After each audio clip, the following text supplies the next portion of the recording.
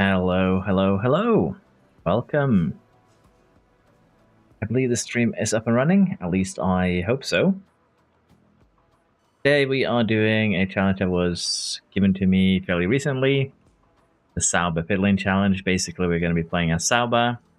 We're going to be using basically normal settings. Well, hard difficulty, hard development for the AI. And the goal here is going to be to see how quickly we can make take the championship with this Sauber team.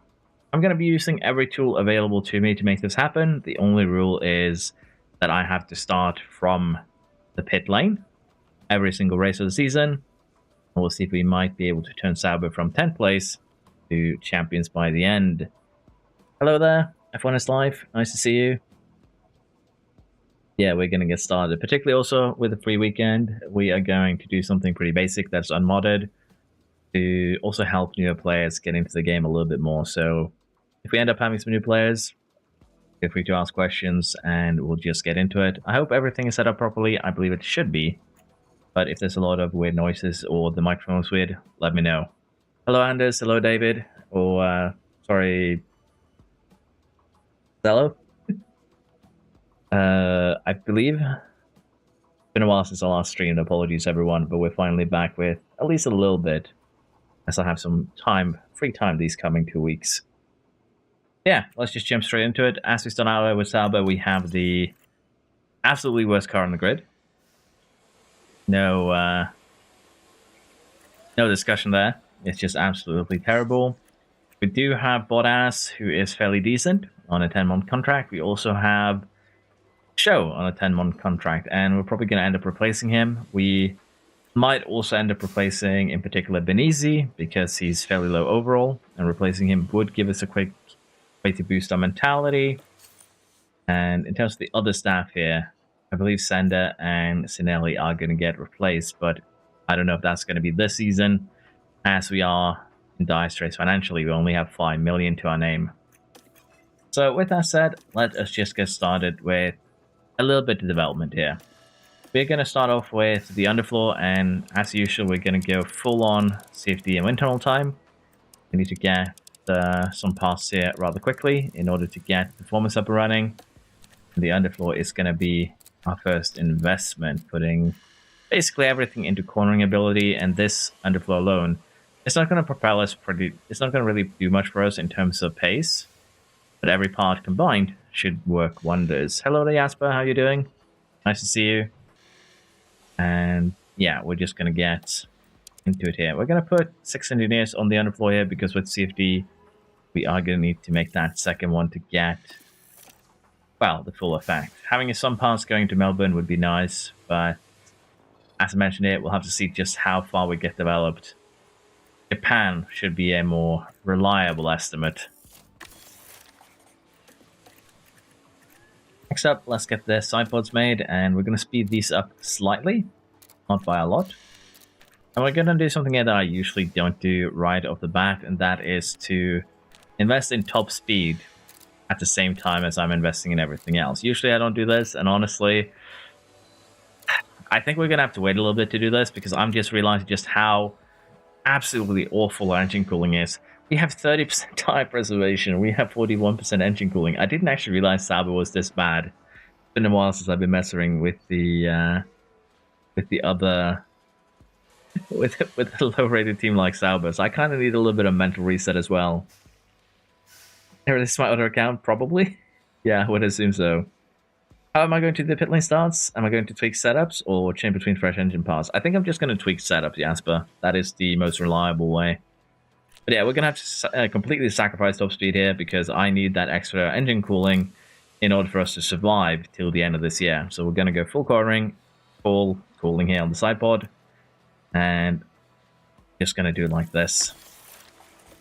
Next up is suspension, and we need to get this one up and running quickly, because let's face it, we have absolutely terrible tire preservation. This suspension alone is basically going to double it, and that is going to be fairly huge. I'm just going to have to make these normal, because financially we can't actually rush anything. And that's a bit of a problem. We need money, and we don't have money. The sponsor deal in 6 days should give us some. But until we get there, we need to be a little bit careful, and we're just going to be using engineers to speed up the project. Like so. So, yeah, by the time we get to Suke, we should have at least one new car.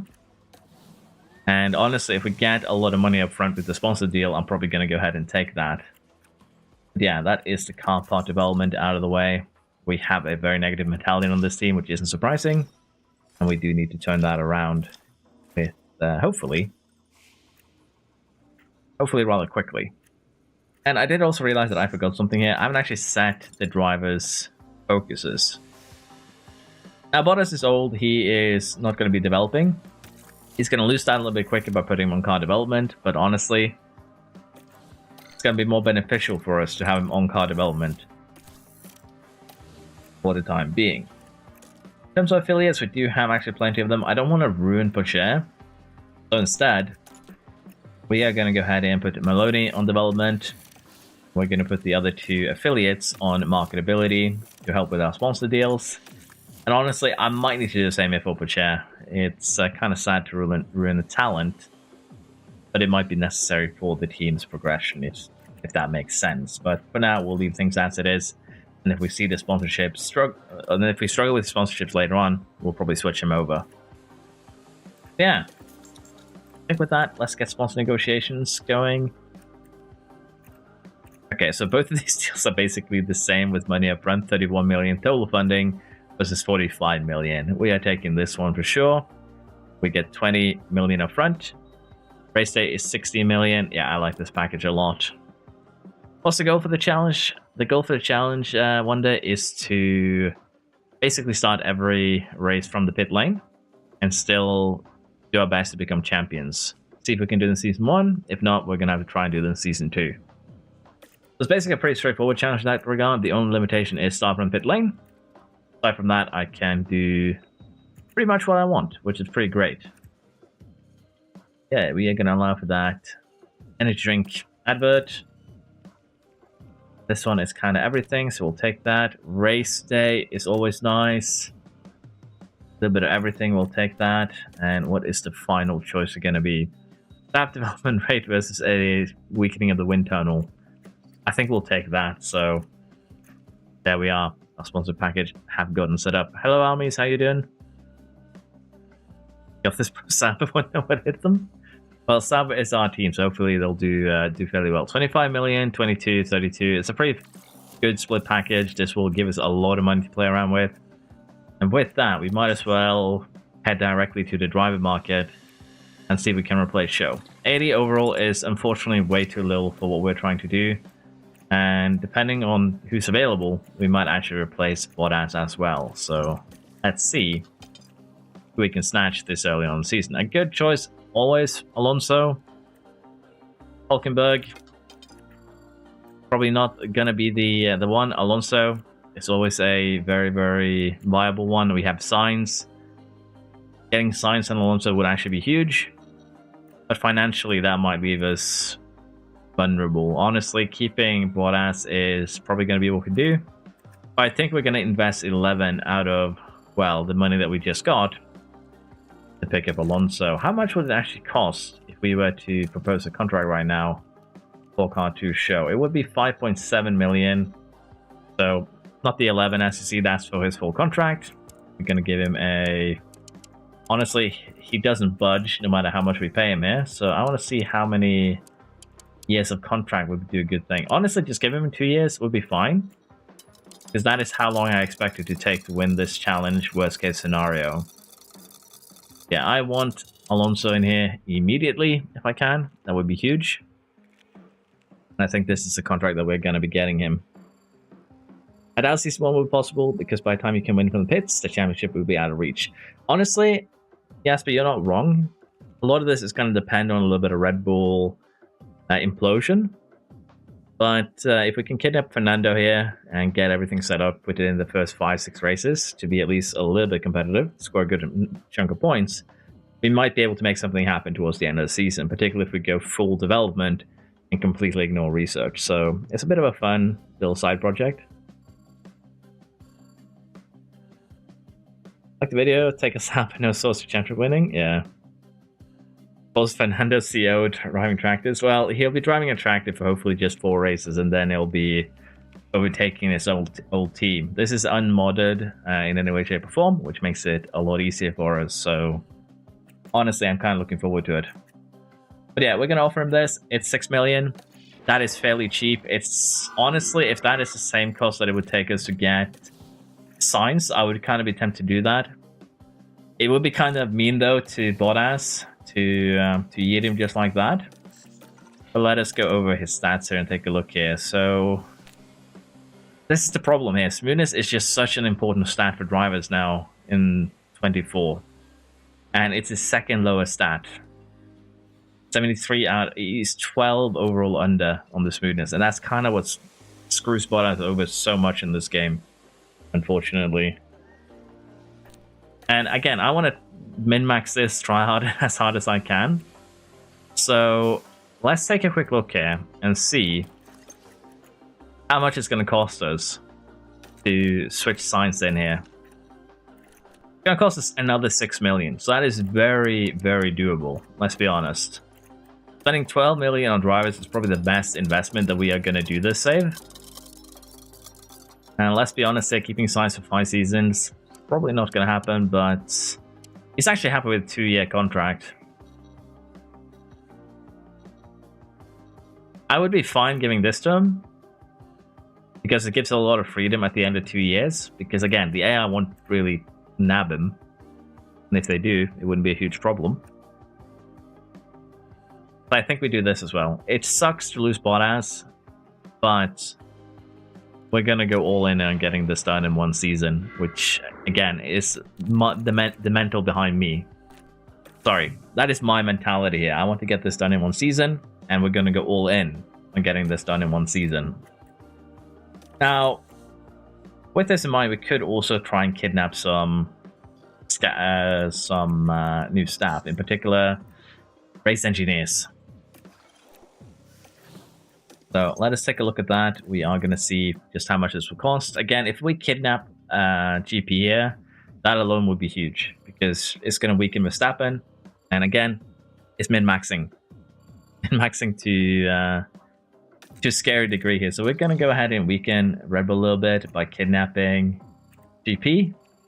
And honestly, I'm going to put him alongside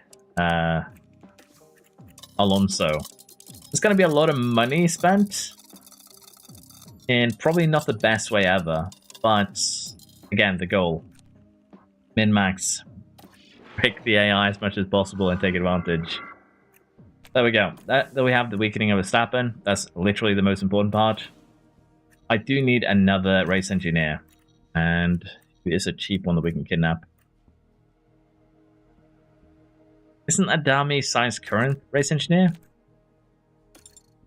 He is, so we're going to kidnap him in order to keep the relationship high, so to speak. Again, very much min-maxing, very gaming of the system right now. But I feel like it's going to be necessary to get this done. In terms of the other 3 staff members, I don't think we need to worry too much about them right now. Replacing Sender would be huge. But financially, I need to see how much money we have left after the current 4 changes are planned done. Alright, we bet on everybody be sacked after a day. I'm sorry, I had to. Honestly, I would not be a good TP.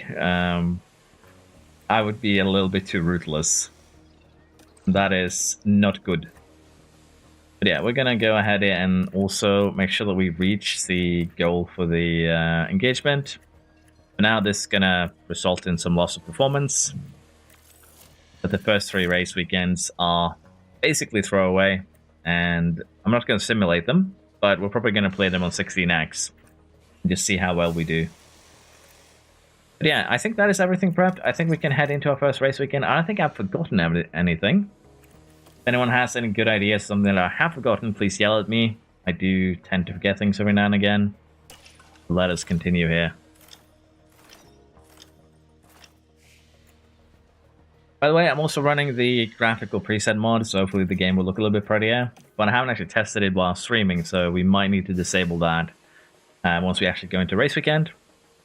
We'll have to see exactly how that works out for us. Okay, I think we are ready here to set some race targets. 16th or higher. 16th or higher. We should be able to beat the second worst team on the grid, particularly if we do a good on tire strategy. I basically did something similar to this. Well, not really similar, but I did see how far I could push Sauber when 24 came out. And that's going to be a good comparison to see how much I've improved since then, I guess. And also maybe how much the game have changed. I'm going to go ahead and simulate practice. Like I usually do. And I just need to have a look and see if the chat is functional. Welcome everyone to qualifying. I think it is. Sorry. Sometimes my chat dies. And I need affirmation that I'm not just talking into the void. I'm joking. But anyways, let's get into this. Let's get the car set up. Like so. And I think this should be pretty much acceptable. We'll just run like that. We are going to be tweaking these setups before we go into the race anyways, so they don't need to be perfect here. But the way that we're going to do qualifying, and it's going to be a little bit boring, is actually just go into qualifying like this, and we are just not going to participate. We're just going to sit in the pits, and that way we're going to be saving some tires. I am talking to the void, don't worry. Yeah, I expected that. What about car setups? I could min-max them, Keepo, but honestly, I think simulating them is going to be perfectly fine. Car setups in this game aren't really difficult, and simulating you can guarantee that you're going to be above 80% every time. And since we are going to be starting in the pits anyways, we can change the setup again before we go out in the race weekend itself. Why don't I put a base setup for the drivers before I sim to quali? Honestly, I don't feel like it's necessary, Andreas. I feel like I still get a decent enough setup without, putting in the baseline. You can do that. There's nothing wrong with that. You can also set in the baseline and simulate each independent practice session. That's perfectly fine. But for me personally, I feel like it's almost a waste of time, unfortunately, so I don't really need a base setup. If we end up in a close find later on in the season, we're probably going to go a little bit more into the min-maxing of the prep. But for now, I'm not really concerned, if that makes sense. Okay. We now have an untested setup, but as you can imagine, these should both be within the 90-ish degree, because the bars are very small. Not really much room for error. And what we are going to do here, you can actually change the front wing without breaking park firme. But what we're going to do here is just slightly change the toe out angle, because it's the thing that has the least effect. And that alone is going to put us in the pit lane. This is basically what we're going to be doing all season. Yeah. Driver confidence is going to be medium and low because it's an untested setup. I guess we might need to start doing not really a quali run, but just one run where we make sure that we are very, very slow in order to make sure that we don't get untested car setups, because this could hurt us a lot later on in the season. So this is actually something that is good that we figure out now, because if not, it could definitely hurt us later on. So in terms of strategy here, probably not going to come as a surprise, but we are going to be running 2 light soft stints. And we're going to be running probably a little bit more aggressive on the medium, but as you can see here, even if I do this, it's going to be slower than just running standard. And that is just the nature of Bahrain. It's a very high degradation circuit. So we're just going to run like this. We could also actually turn the medium up like this. That wouldn't actually change things. We'd be a second slower. But let's face it, running attack for the last 2-3 laps is definitely going to make up for that. So yeah, for Bahrain, this will be plenty. I just hope that we don't get absolutely destroyed by the fact that, well, we We haven't done the practice session yet. The driver confidence low, chance of incident high.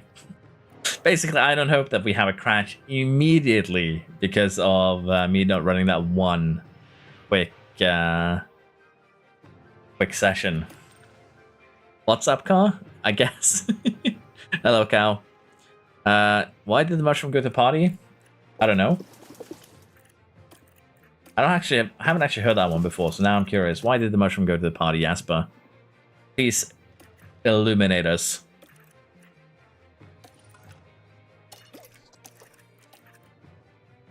Because he was a fun guy. Okay, that was actually pretty good. I appreciate that. But yeah, we are gonna get started here with the WhatsApp car. With the Bahrain Grand Prix. Hello, Gibson. How you doing? It's lights out. We're finally messing around with some streaming again, and this is gonna be a very common sight for us. Okay, I'm very curious right now about one thing, and that is, did they get updated? Yeah, they did get confidence updates as the race began, so the setups here did get actually contextualized into something that made sense, so we don't really need to worry about confidence much at all. And Bottas here has actually already caught up to the back of the Haas, so we might get our overtake on the first lap, and we do. Maybe. Paul Magnussen is our first victim on the first lap after we started in the pits. I'm doing good too. Nice to hear, Gibson. I'm doing good as well. Why is Aston Martin hard to play in the first season? Hire new drivers, new staff, but nothing seems to be working. Can't get a podium finish and struggle to get top 10. Honestly, Aston Martin isn't really super difficult or anything like that, Daniel. I actually have a video on my channel, I believe, where I do a one season victory with Aston. It's just learning how sliders work, mainly. How much does low fuel affect lap time? It's going to have a negative effect on lap time, Kipo, but over the course of a full race, I actually tested this on Bahrain, among other tracks, but basically running standard fuel, basically running standard for the entire race versus running low fuel, fully underfueled, you save about 15 to 20 seconds running negative 14 kilograms and low for the entire race. You actually save an insane amount of time doing this. That doesn't really make too much sense, but it is it's definitely faster around here at least, so that's why we're doing it. Yeah, OB. Car development is going to be huge. Keeping mentality high is also going to be another one. And if you get those two things done, Aston Martin definitely has a chance of winning the championship in the first season. But it's just learning how the game works. Do I think Sauber will score points in this season, IRL? Honestly, maybe. Maybe not. I don't know. I haven't actually paid too much attention to Sauber. I've been extremely busy these past couple of months that I have barely even had time to do anything, really. So, yeah, I haven't actually paid attention to what's been going on during the winter break, even. But I'm looking forward to the new season, at the very least. So it looks like we've actually trapped Magnussen along with the Alpines back here, and Bottas is kind of struggling with getting passing done, so we're going to go ahead and recharge him, speed up this first race a little bit. And honestly, for show here, I don't want him to push energy right now, because that is just going to result in him overtaking Bottas, and that would not be a good thing as we send Magnussen to the Shadow Realm.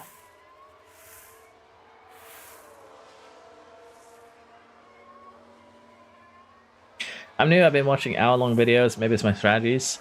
It could be, Daniel. Generally, two-stop strategies are going to be the fast strategies on most tracks. So, yeah, it's, again, this is a pretty complex game when you're new, but it gets easier and easier the more you learn about it. So don't be afraid to fail. Lower temperatures equal less engine wear, that's also true. That's an added benefit.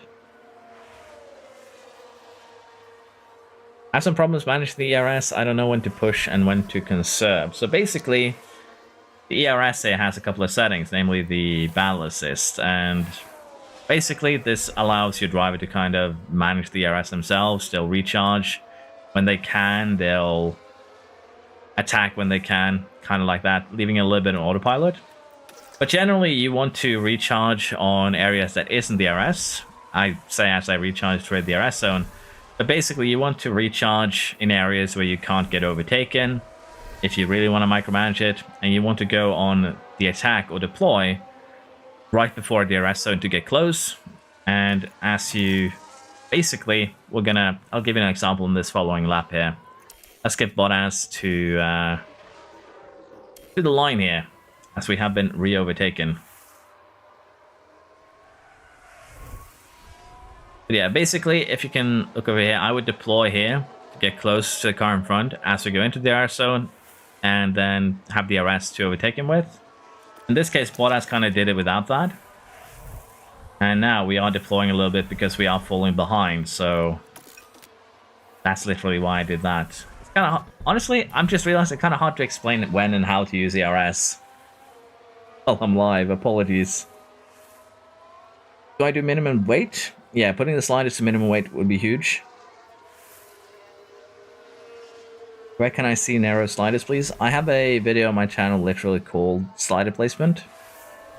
So you can find it there, Daniel. I also know that on Reddit, someone made a post with my sliders. So you can also go on the F1 Manager Reddit and just search for NeroBax sliders and you should find it. Basically what Jasper said right there, yeah. Yeah, cornering is the strongest aspect of the car. But for now, we're just going to speed things up here because, as I mentioned, we are going to be finishing outside the points for at least these first 3 races, unless we have a safety car. I'll still try and answer questions, so forth and so, but I'm going to speed things up a little bit here. As Gasly is the first Alpine to fall. Never mind.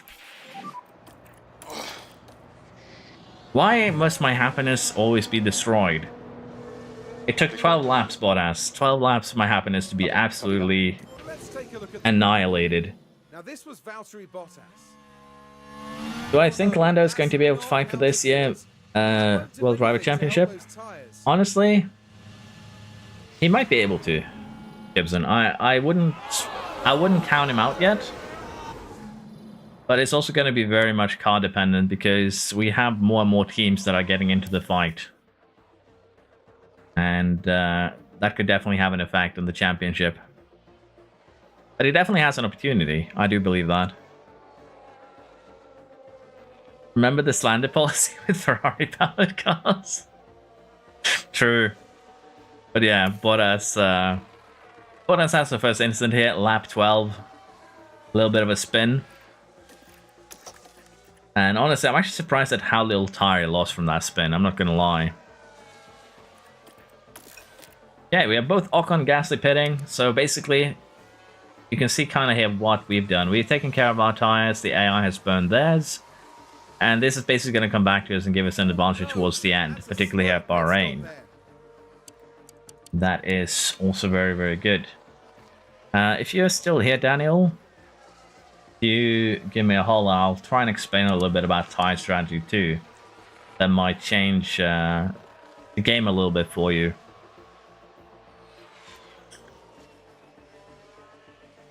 I realize you might have run off to watch a slide video. Are you ready? Copy it. Okay. We're getting closer and closer to the pit stops. But yeah, we're definitely out of it for points. I'm just going to allow my drivers to do their own thing. We're just going to manage pit stops. And that is basically going to be it here.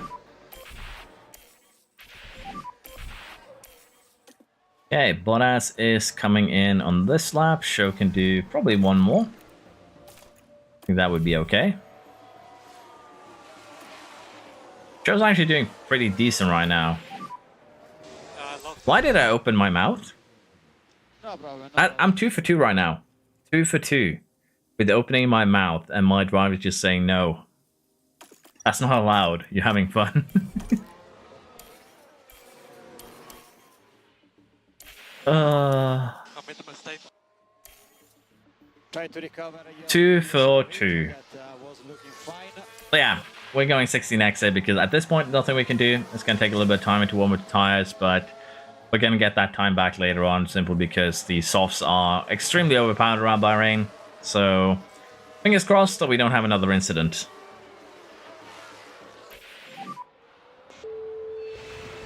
You gotta be shitting me.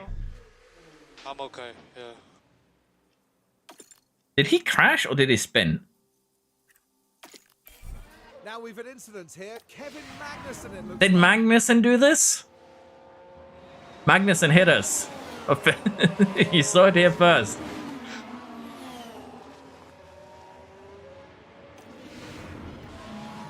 Is that 3 for 3 now? Am I 3 for 3? And Magnussen got the penalty, so we weren't... It wasn't even our fault.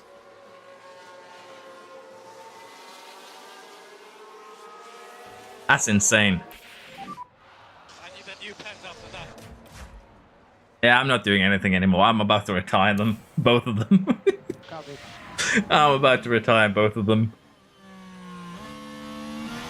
This is the reason why we're getting Sainz and Alonso. Right here. Oh my god. I understand why this is happening from a gameplay perspective. Show's been in a lot of incidents here. His confidence is at the absolute lowest. And, well, me being aggressive on overtakes isn't exactly helping him, although there was no one nearby to overtake, so... Dude mental gamed himself, and he outplayed himself mentally as he went into that corner. But yeah. First 3 races here are going to be survival, and so far we're doing a terrible job at it.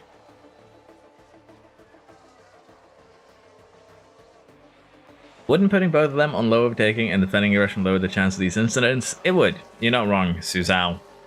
Which is why I did it to show, and honestly, I should do it to Bottas too. But as long as we're on very high confidence, usually you'll be fine. So we'll have a little bit of spice in our lives here.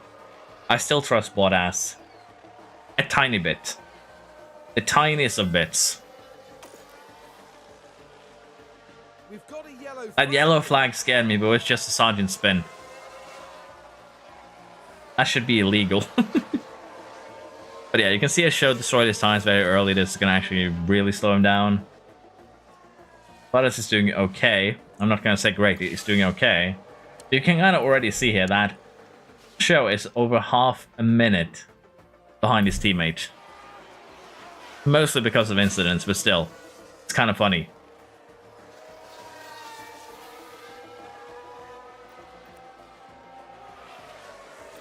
Okay, we're going to start pushing here before we go into the final pit stop. Stroll with the fastest lap. That's some next level heresy right there. The biggest heresy here is probably we're going to see Bottas in a Ferrari. Tires update. And the thought of that made me forget that we do need to pit here. Copy. So let's just get both cars in as soon as we can. Let's enjoy the show pit stop in 2x while I go over chat here. Like I was saying, he's voluntarily agreed to go from podium to pit lane. He hasn't agreed yet, but I believe he will. Been a slow pit stop. Are there any mods for F1 Manager that makes the game hard? Of course we have a pit stop issue. Of course. Sorry. Are there any mods for F1 Manager that make the game hard? Not like the impossible difficulty, which makes the game impossible, but something that makes the game still playable but very hard. Well, Gibson, you can use the editor to just, say, add ultra lightweight, which means the AI is also running 20 kilogram parts. I believe the creator of that one, Ignacio, or Nax, as he's also called, is going to release a update very, very soon. That's going to tweak difficulties a little bit. I believe he's actually... It should be sometime soon. They should tweak difficulties a little bit, but try and use just one of the difficulty settings.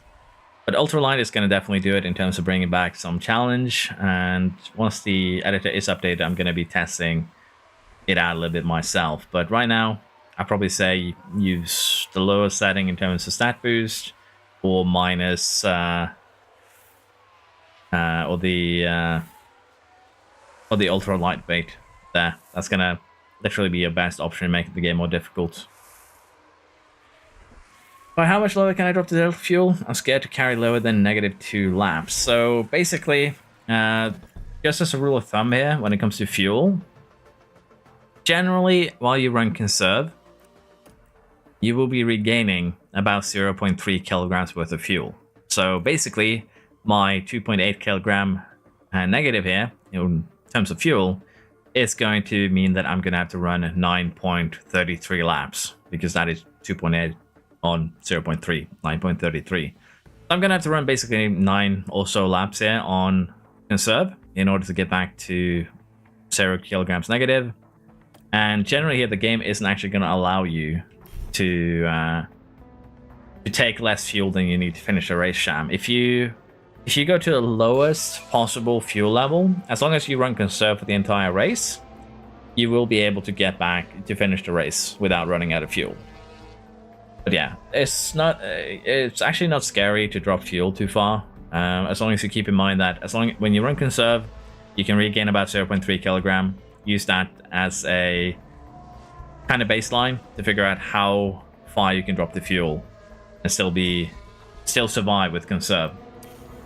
It's going to be a little bit worse than that with balance. I usually go 2 kilograms maximum if I'm going to be running balance afterwards, starting at 0. But yeah, it's not really a huge concern, the fuel. Yeah, we're getting to the end here. Bottas, I need you to score us some good points. I don't know why you're on full send here, but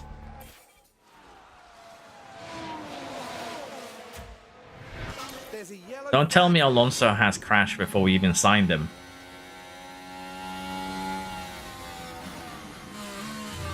Hey, I've seen this one before.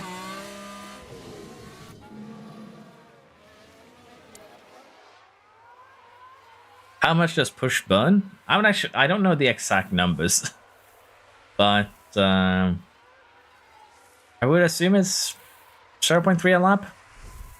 Basically, if you regain 0.3, you are probably burning 0.3, 0.4 a lap on push. I feel like that would make at least a little bit of sense. Yeah, it looks like Bottas is kind of safe here. We're going to leave him as he is. And honestly, we are going to go a little bit attacky with Show. Let him cut down a little bit on that deficit.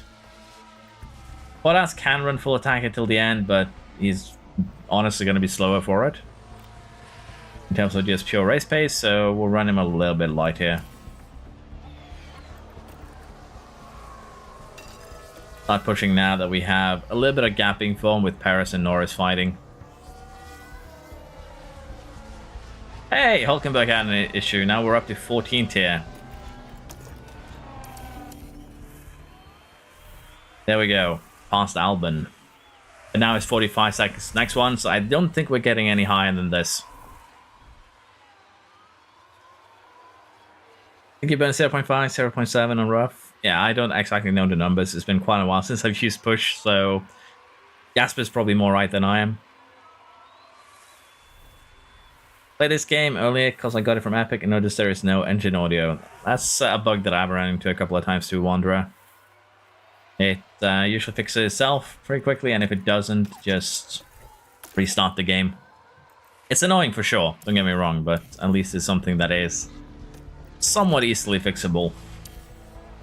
But yeah, that's the first race. 13th here is not gonna change anything, but it's at least a decent enough start, I feel. Show last though is honestly kind of what we expected. I'm not gonna lie. Over the finish line and today's winner. There we are. P13. I love the missing wheel bug. Sad it's gone. I also love the Valtteri Bottas there, coming back to the team. I also love that one. That one was kind of fun, but also a little bit annoying. Do I think that Doohan will get replaced by Franco in the first few races? Unfortunately, I do. It's just such a weird situation going on right now with the Doohan and Colapinto. And the fact that Doohan's manager is the one kind of sitting there taking all the pictures is not a good look. So I'm really worried for Doohan's future. Basically, he has so much pressure on him right now to just come out and kind of you know, show that he's skilled enough to not be replaced. And I don't know. It's gonna be an interesting thing to look at. Yeah, I also wish to do in slam dunks, everyone. I agree with you, Kipo. So Verstappen wins, but Perez down in 5th still keeps the hopes alive. We need more of that. But yeah, that was not the best start of the season, but considering we had a crash, spins, lockups, and no damage, I think I need to be happy about that. Honestly. Until Spectre, we are going to be focusing on, I believe, pit stop errors. We do also need to get a new pit chief. 73 is not acceptable.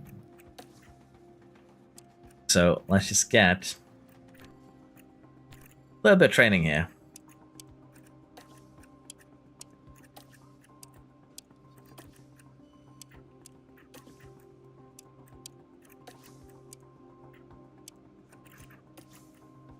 Then again, if we have a like 15% chance of making errors, I can understand why Show had his problem in the pits.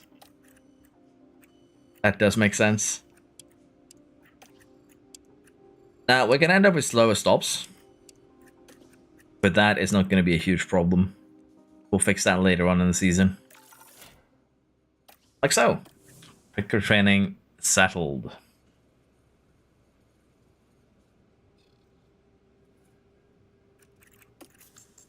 Okay, so the new ATR period begins, but before we get to that, we need to, well, get the underfloor sorted.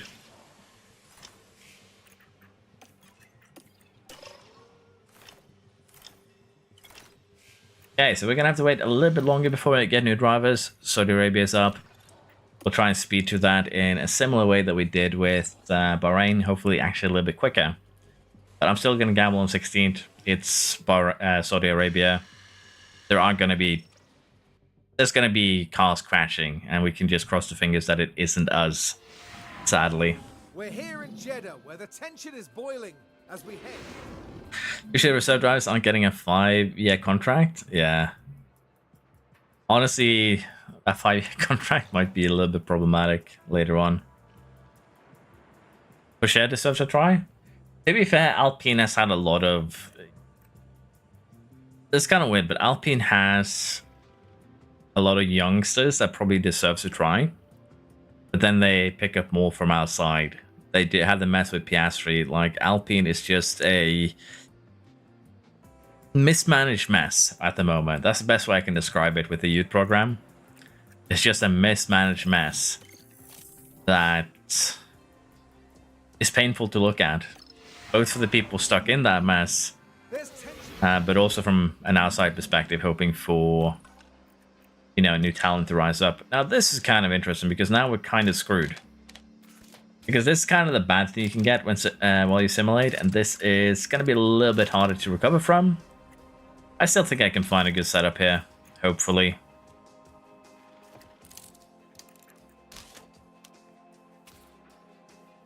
It's probably going to do the job decently enough.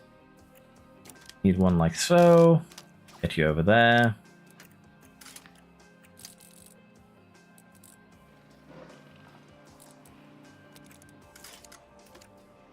Yeah, that looks okay to me. Okay, similarly to the last one, we're just gonna manage the session. But we're gonna try and do one run here. And we do have 2 softs available, 2 hards there. That's actually kind of insane. So we're just gonna send the boys out. We're not gonna actually perform. I'm gonna take manual control over both of them. They're gonna do a very slow 2 laps here. And never mind. I just went straight down with the tires locking up. I'm already getting worried here. Nothing at this point. Have you seen Offman wants to make a 12th team? I haven't actually seen that one, Jasper. I haven't even heard rumors of that one. Sponsors love Colapinto? Of course he does. He's South American. Doing is done. I wouldn't put it past it, unfortunately, Rens. Nice to see you, by the way. Unfortunate as it is. Yeah, we're going to set the slowest qualifying time. That would probably disqualify us.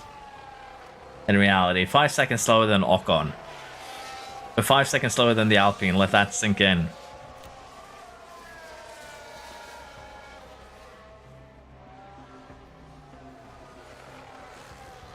But yeah, this is exactly what we want to see.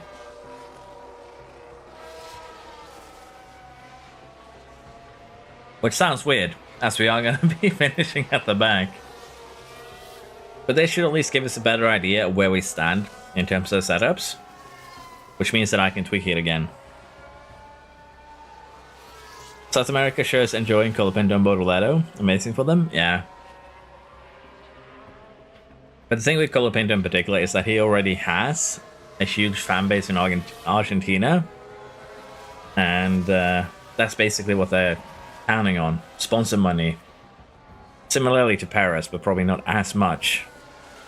And if he becomes successful on top of that, then whoever has him is gonna, you know, be very, very happy with their bank account.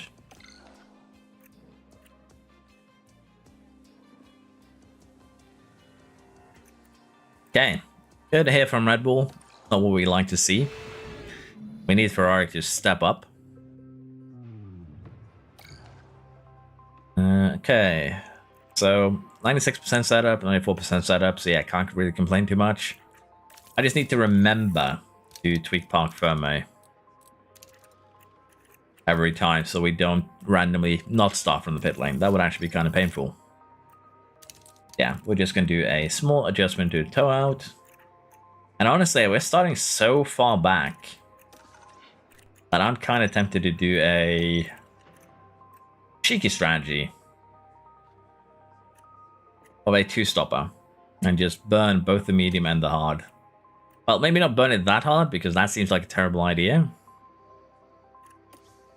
Honestly, this is actually kind of good. It is 16:12, 3 seconds quicker than this one. Yeah, maybe not burn the hard. This is actually similar in terms of pace. And if we take a look at the difference here, yeah, this one's actually better. It's 2 seconds slower, but we can attack towards the end of the soft stand to make up for it. So yeah, we'll do this instead. We'll still pit early enough that will be a problem for the others. I want to try something a little bit silly with this man because he has 2 hard sets. So could we do this? In theory, yes. Could we make it better? Slightly better. In this case, though, I still think the soft is going to win out, unfortunately. Is mine nice to see me as this NeroBax stream? It is. I finally have set some time aside, and I've gotten ahead of my videos, so you're going to get videos for the next, well, week or so. So with that in mind, I do have time now to sit down and stream a little bit. Safety car could kill us. To be fair, Keeper, we are starting at the back anyways, so yeah, it doesn't matter if we get a safety car. We are kind of gambling, and this gamble just has to win us. Honestly, a safety car could not it could kill us, yes, but it could also save us if it comes at a bad time for the others, because we're out of sequence. So safety car here, it could end us, it could see us get points, it could, you know, do anything really. So I'm willing to take the risk when we're already not expected to score any points to begin with. What are my thoughts about focusing purely on high-speed cornering with underfloor designs? I don't think it's a terrible idea, but the thing here is you have so few sources of low and medium speed cornering that I like to focus all 3. But focusing just on high speed is not a bad idea. Who's my favorite driver IRL? Currently, it is probably Piastri. And again, I think I've said this every stream, but I change a lot. But I want to see Piastri succeed. I want to see also the new rookies succeed. I don't really fanboy hard for one driver. I'm one of those weird guys who change around a lot, depending on who looks to be creating most fun. Let's put it like that. Seeing Piastri's expression when that poor guy crashed. Well, the guy that tried, what is it, water? Flying with water, air pressurized air at Austria. That was mean potential. Do I think Lawson will become another Paris? I don't know. Lawson, I don't think he has the sponsorship backing to become another Paris. Unfortunately. I think it's more likely that Lawson becomes another Albon. To put it like that. You forget, Gibson, that Verstappen has destroyed every single teammate, basically, except for Rick for a while, that he's driven next to. So I don't think he's necessarily going to become another Perez, but he's definitely not ready to step up against Verstappen. Let's just put it like that. No one is, particularly not in their first full season. Yeah, I think we're going to gamble on this. Sorry for getting distracted. I probably should get into the race before I respond to any more. Let's just get that sorted. We're going to go ahead and save fuel. We are min-maxing to the maximum, so let's just get this underway. Pit lane start, we're fine. Let's get started. The anticipation. It's almost time for the Saudi Arabian Grand Prix. Does Red Bull even have a driver to replace Lawson if he underperforms? And it's lights out, and away we go. I would like to say that they have Tsunoda. Since we are not expecting anything from these boys, I am going to go ahead here and put overtake aggression to low. And we're going to do the same here for show. I would like to say that Red Bull has Tsunoda that they could promote, because Tsunoda has definitely done the job to deserve a shot at it. I think the Red Bull team just doesn't believe that he, is going to make a difference. They hope that one of the rookies is just going to turn out to be a diamond, which is honestly insane. But if Lawson severely underperforms, then I don't think Red Bull cares this season. Worst case scenario, the worst case scenario for them, they promote Tsunoda or a different junior. But I think Red Bull's goal is, and always has been, just a Drivers' Championship. That does seem to be the case, honestly. As long as Verstappen wins the Drivers' Championship, they couldn't care less who drives the second car. As we've seen with Perez and basically the amount of sponsor money that has basically kept him safe for the last couple of years. Like, people have been very confused every time they renew this contract. But yeah, I'd like to see Tsunoda get a shot. I don't think it's going to happen. But again, worst case scenario, Red Bull, Lawson completely flunks. I don't necessarily think that's going to happen. They might just bite the bullet and give Tsunoda a go before they throw another junior to into the jaws of Verstappen, if that makes sense. Yeah, let's just speed up here. We can also see the difference here in just tire performance. Show is attacking on hards. Bottas is running light on softs, and Show can't keep up with him. That's a bit of a yikes moment here. But yeah, hards aren't really good around here, hilarious enough, even on full attack.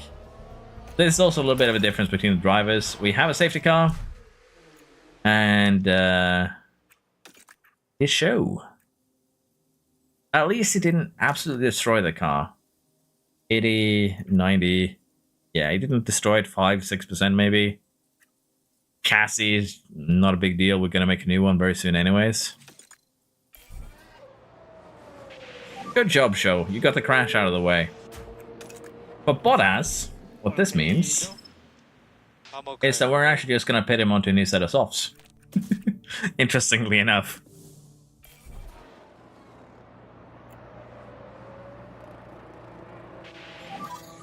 I'd love to see Tsunoda wheel-to-wheel with McLaren and Ferraris. I would too, Kipo. Follow the Delta. Copy. Hoping for Tsunoda to put in a 2021 Galaxy level performance. That would be nice. But yeah, everyone is actually... Do I want to be the arsehole? Because we still have a lot left on the soft. We could be cheeky. We could be very cheeky. Everyone is pitting. We might be able to jump 10 places here. Now let's face it, it's going to be a DRS train. everyone is pitting anyways. This isn't going to change strategy in any way, shape, or form. If they go too hard, they're not going to go to the end. If they go to medium, they're not going to go to the end. Well, they could go to the end on the hard. That would be insane. We're going to gamble on staying out. Because everyone else is pitting. How high can Bottas jump up here? Okay, we jumped up to 8th. That's not bad. We're not going to stay 8th. But we can cause a little bit of mayhem. Yuki should leave the RB family after this season. Yeah, the problem is I think Yuki is struggling to find a new seat. And basically there's a lot of people fighting for a very limited number of seats. Show usually doesn't crash, he's slow but quite safe. Why is he dying every 2 corners? Well, I don't know. I don't know, Kipo. The game just does not like him. And I feel like every F1 manager game has had 1 or 2 drivers they just want to, you know, delete. It's just a law at this point.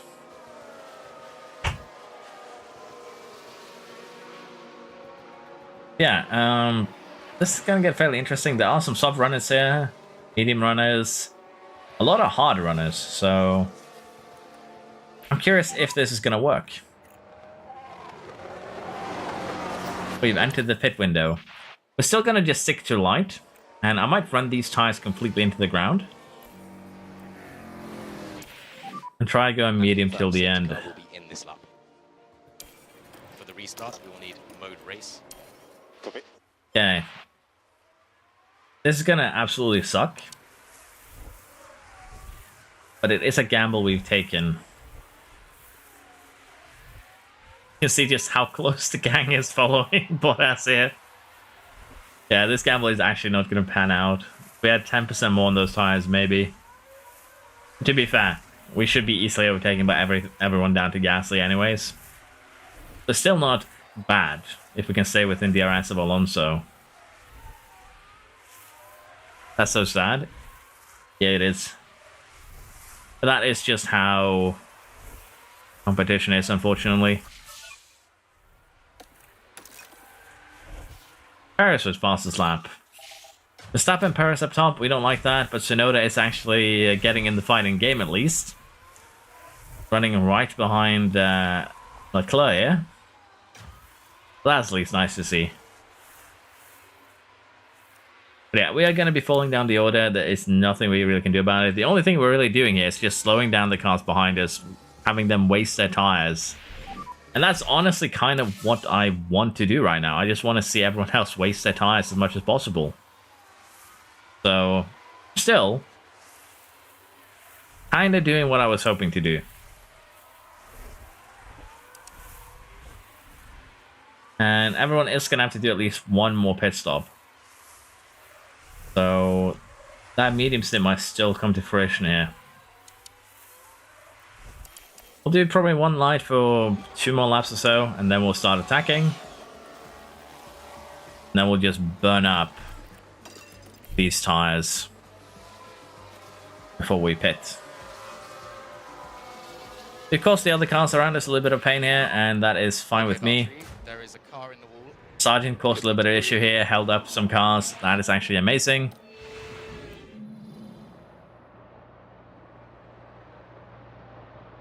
Yeah, the safety car did eat up a little bit of those tires. Bit of a spin and a crash. Okay.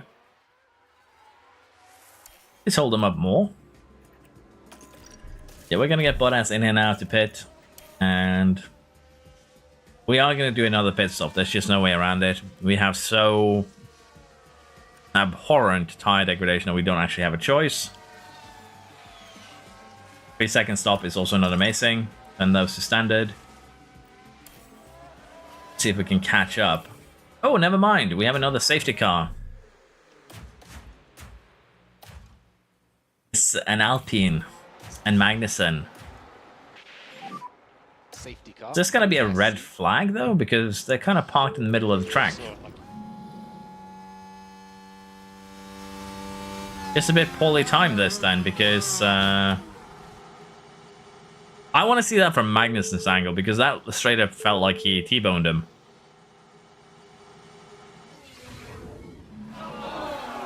I need the other angle, game. Looking at where Magnussen is parked and everything, that straight up looks like a T-bone. Okay, so Bottas got by, but yeah. I pitted a lap wrong here. And that sucks, because we could still have been fairly high up. Now we're definitely losing out. Did get screwed over by safety car. It is what it is. But at this point, we just need to beat one car in order to get the payout, so I'm still happy. Just a little bit unfortunate.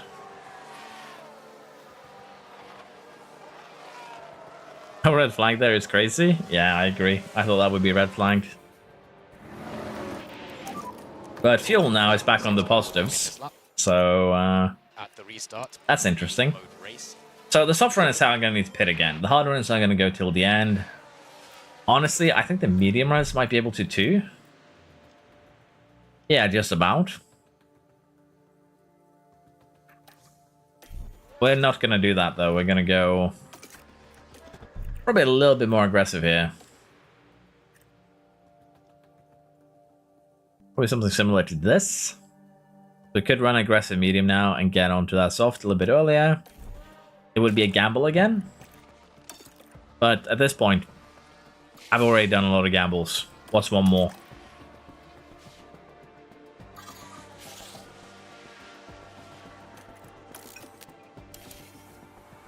I feel like this game is really inconsistent with safety cars and red flags.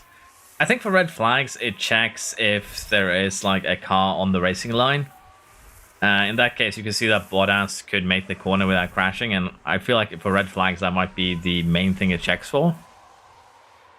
For safety cars, it's pretty inconsistent, but if you have a car that has taken, you know, fatal damage on the track, that's generally when you get them. Excuse me, so a little bit inconsistent, but yeah, some of them don't make sense. Do I think we're going to see any new F1 Manager type game anytime soon? Honestly, I don't know. There were some rumors that we're not getting next year's edition, but we haven't heard anything definite yet. So we'll just have to wait until summer. But I haven't seen any similar type games coming out in the near future, unfortunately. Just join What is the Challenge? We are going to be playing a season where we start from the pit lane for every single race and try and min-max our way to a championship in the first season. That's the least I hope going to be Corey, and if we can't do it in the first season, we'll just have to do it in the second one. But yeah, unfortunately, motorsport management games are kind of niche, so you can kind of get an idea why there's so few of them. I thought this 24's last game, they won't make it anymore. There were rumors that it was cancelled, and like an investment firm said that they had inside information from Frontier that they'd cancel F1 Manager, basically. But Frontier hasn't confirmed it. We haven't heard anything from them, so honestly, we don't know. That's the challenge I suggested. Yeah, I was a little bit uncertain what I wanted to do today, and I knew that this was something we were going to do sooner or later anyways. But with my Ferrari heavyweight, which I still need to get, which is going to come back hopefully in a couple of days' time, and the Around the Grid, it's going to take a lot of time before they're done. So I might as well do this as more a stream thing. I'm still going to edit this though and have it be a video on the channel, but I'm going to do it as a stream thing for now.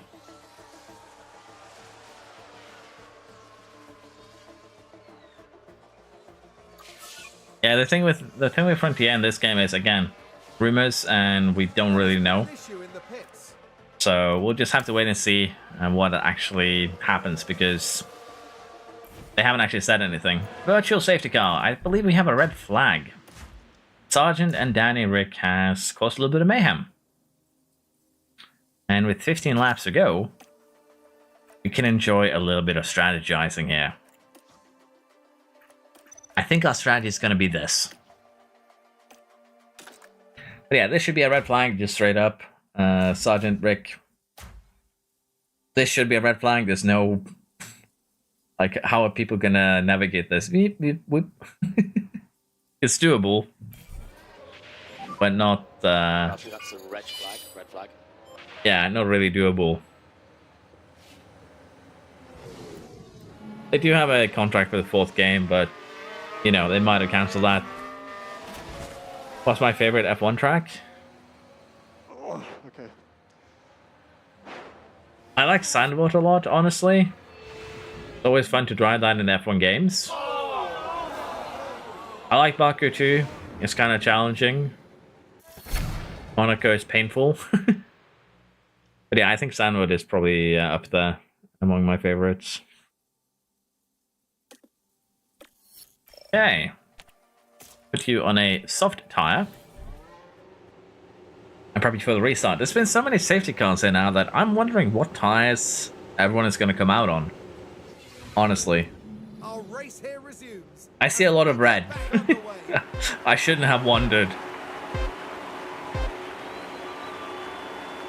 it's lights out. Okay, And away we 3.3 go. kilogram positive is actually insane. We have a couple of cars set on USOF, but it's nothing major, so I don't think we are going to be... I don't think necessarily we are going to be able to compete for points here. Not going to lie, we are still going to need to manage our tires compared to the AI here to have any sort of chance.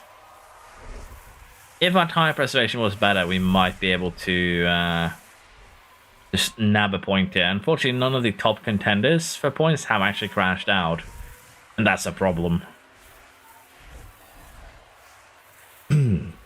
I'm so tempted to get back to the game, but I missed 1.9 and 1.10. Is it better balanced now, or just better overall since those last 2 patches? I feel like the game is in a pretty good state right now, Andy, honestly. It's fun. Min-maxing is still possible to do some silly things, so as long as you temper yourself a little bit with weight particularly, I think you'll be fine and have some fun with it. Are we going to see NeroBax driving an F1 game? Maybe in future, but I drive on a controller because I don't have a setup, so I don't know how entertaining that would be. But I did make some F1 guides later on, especially the ultimate mode, which I found to be a little bit interesting when they released it. So maybe in future. Now, it remains to be seen. Okay, we are kind of taking care of our tires there. I don't think it's going to change anything, even if I go standard here. Oh, never mind. Tsunoda this time has caused himself a safety car. Safety car. Another one. Would love to see a masterclass performance. I would be one of those guys that dive bombed the AI, and then they would crash into me, and that would be how my race ended. One more position for points from pit lane? Yeah. And honestly, it's still not one of the cars that we needed that crashed. Hulkenberg pitted. Okay. Does he have softs? High advantage of building, particularly compared to the Mercedes, which is who we will have to fight. Albon has absolutely destroyed tires behind us. Maybe the dream is alive. Maybe Jeddah's safety cars will give us 1 point here. To be fair, we could have another safety car, and it could be Bottas, who is the cause. Which would be very, very sad. With no changes? Yeah, it is no changes. Haven't actually had the power to do any changes yet. Okay. Let's see. We have, what, 5 laps? 4 laps? 6 laps? Well, basically 6 laps once we go over the line. We are going to deploy. Honestly, I'm still going to stick with light while we are deploying, because we should be able to keep up with the cars ahead like that.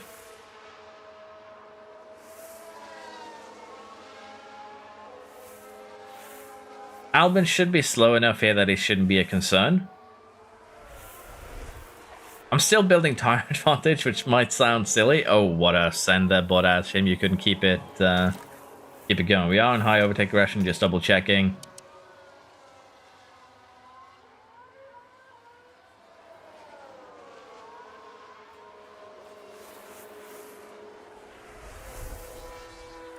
We are gonna have to run a little bit aggressive here just to try and catch up to the Mercedes. We got bullied just enough there that we ended up outside of DRS, and that's the issue. Another yellow flag, a virtual safety car, Hulkenberg this time. Has caused a little bit of pain. Okay, Valtteri, VSC. I think we go full attack now. Let's be honest, he did a Sonoda.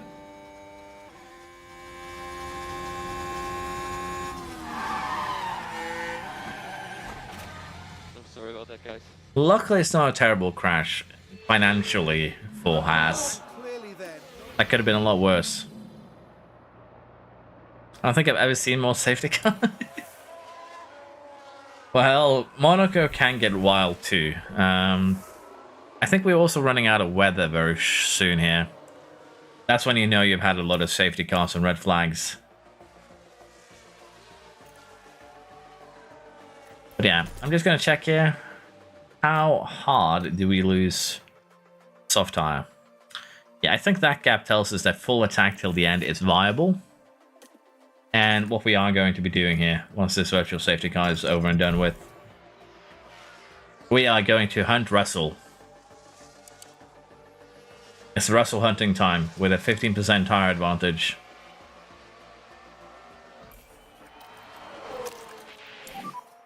VSC ending, mode race. Yep.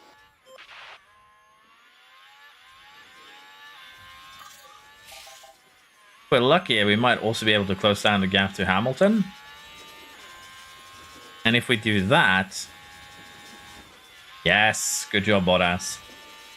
And if we do that, the DRS train could offer us some more points. Which sounds insane, but is potentially viable. Now, Russell's going to get us here with DRS, that's fine. No, he's not, because Bottas just elbows him out to the Shadow Realm. We are now within DRS of the cars ahead.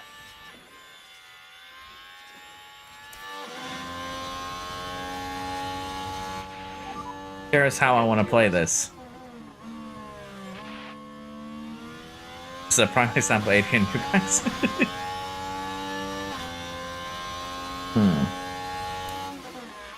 Okay. 7.6 kilogram plus with fuel. Considering we started with the minimum possible, that's insane. Okay. The DRS train here is actually kind of painful for us. And we're just going to have to gamble on using energy here to get the Mercedes. You can see just how much more top speed they have than compared to us. Come on, Bottas. Elbows out. Show Hamilton who's the best. Ah, that's bad. But it's also great because we've now put Hamilton in a bad spot. There's no DRS to help him. Russell, though... We allowed Russell to get back into that, I'm not gonna lie. Why did you brake so hard? Don't throw it for me, Bottas. Don't do it like this. We're just gonna have to try and get close on this lap and attack, well, basically on the next one. I've thrown this a little bit. I tried to get Hamilton a little bit too hard. Instead of just securing the place that we have. Tire-wise too, we have the same tires as Hamilton. So it's a little bit unfortunate to say this, but we threw it away. Well, I threw it away more so than anyone else. I should have just been happy staying behind Hamilton. Instead, I used a little bit too much resources trying to hunt him down. But it was close. Hope the next installment will include more stuff to do during off-season, engine tweaks. I would love to have an engine manufacturing program, honestly. Proper preseason testing, revamp design mode. I don't think we're getting any huge changes, Sarahan, unfortunately. Sarahan, sorry. Perez has crossed the Running out of the weather is a sentence that's never been used, but it is actually a real thing in F1 Manager. We finished in P11. In F1 Manager, you can actually run out of weather, and if you do, Good job. it usually screws you over because the AI still cares about the weather, but I've run out of weather several times. It's kind of weird. Yes. Do I think Lewis can still perform at a championship winning level this year? Honestly, it wouldn't surprise me if he did. That's a day He's in a new team, Ferrari. hoping to repeat anytime soon. If it's either he's treating it like a retirement home or he's gonna be hungry for more. And let's face it, who's a champion, he's gonna be hungry for more. He's gonna try it. I'm pretty sure he's gonna try his hardest. And let's face it, Ferrari right now is it's a car that can compete more than the Mercedes. So if the Ferrari give him that little bit extra oomph, yeah, for sure. I'm just wondering how he's going to actually square up against Leclerc. That's going to be an interesting one. I failed getting points second race, Suzanne, sorry. Hello, what is pit lane challenge? Basically, we start from the pit lane every race, and we try and win the championship, and hopefully our first season nip. Nice to see you. Sometimes even Adrian NeroBax makes a mistake. It's not sometimes, it's very often, Jasper. Let's be honest. But yeah, this paid out pretty well financially, so I'm not going to be too upset about it. And I was so focused on this, I didn't actually pay attention to who won, but that doesn't really matter right now. Shocker that show is demoralized after DNFing. Yeah, we are going to get at least one new part, the underfloor going into Melbourne. That's going to help a little bit. There we are. New underfloor has been made, and we're just going to go ahead and rush this one in terms of the sign.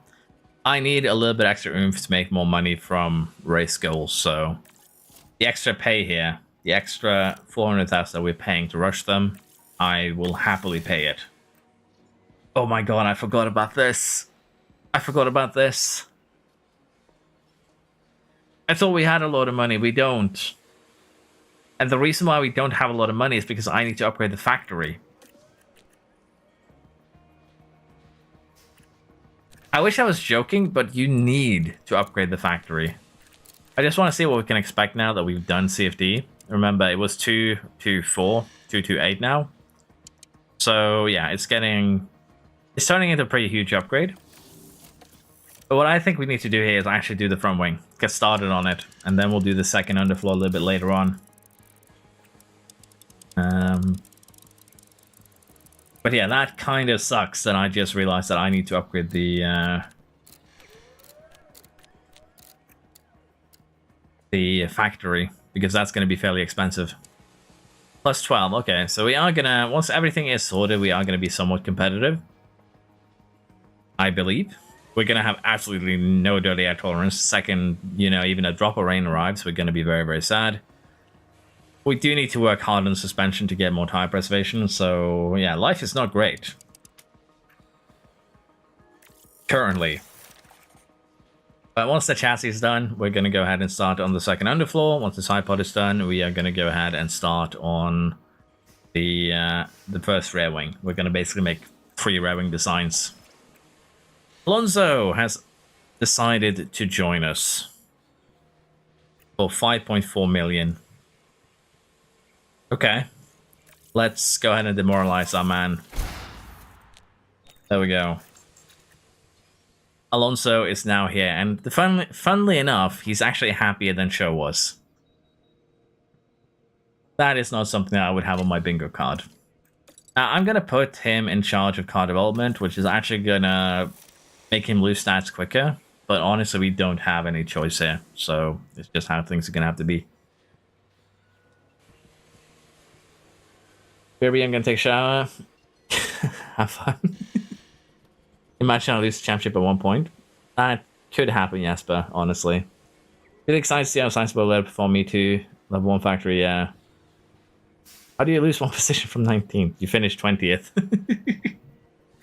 But yeah, we need to upgrade the factory. There's just no way around it. That's 7 million. It's not as bad as I thought, so let's just get that underway. Still gonna take 3.5 months. Sorry, not 3.5, 2.5 months. I should have done this immediately. We are gonna be so destroyed for parts early on. We're gonna have to rush everything. Simply because then we don't have enough time to do anything else. It's not actually a joke. It's just how things are gonna be. So Let's see. We have Suzuka in 18 days. Even if I rush the chassis, we're not going to get 2 of them. No, we are going to get 2 of them in time for Suzuka. It's an extra $500,000 that goes down the drain, but it's just something I'm going to have to bite here because I need those 6 extra days to make the next part. And I'm also losing my voice a little bit, so we'll have to see how long my voice survives. You can probably hear it losing volume as I speak.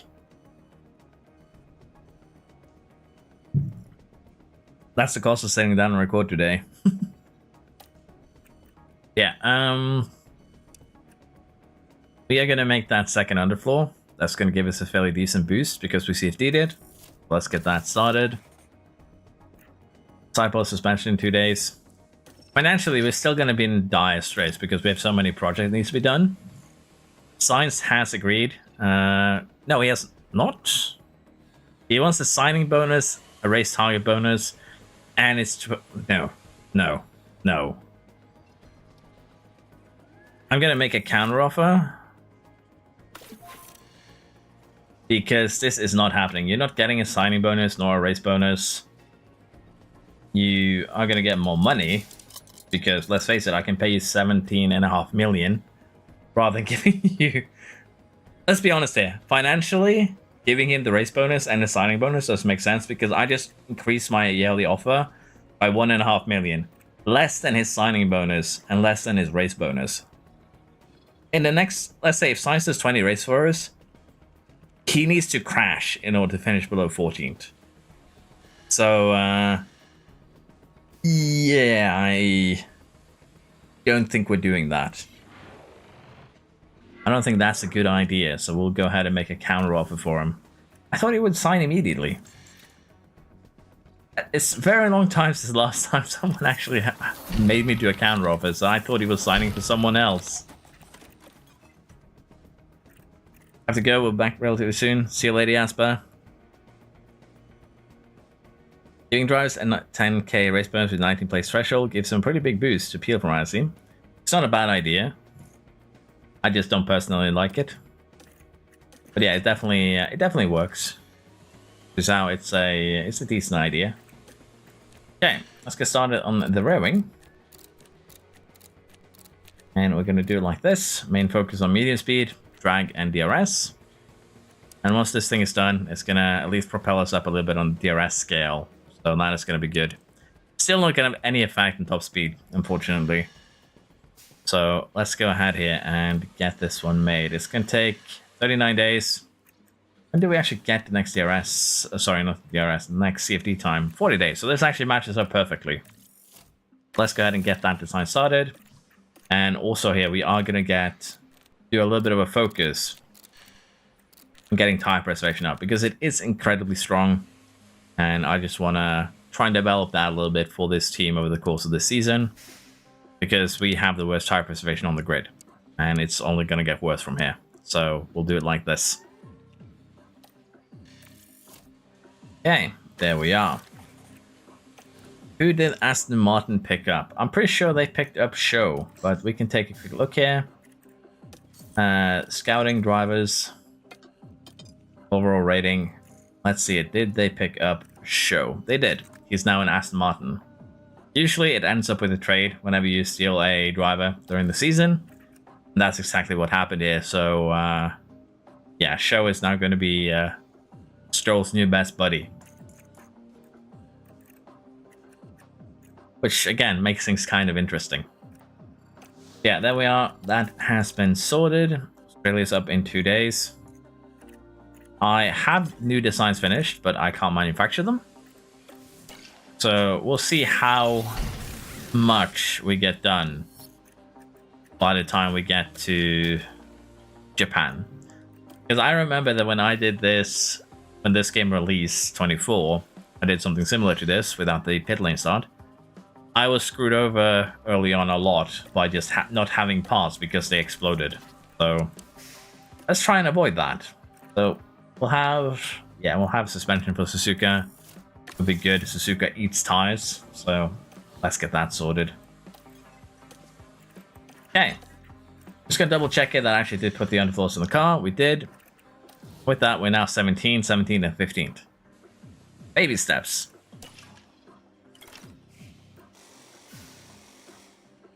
%, is crazy. Not really when you have nothing to begin with. It's Crash City Fasten. I think Williams is going to suffer more, unfortunately, Corey. Hello, Max. You're very welcome. Thank you for watching them. Glad they helped.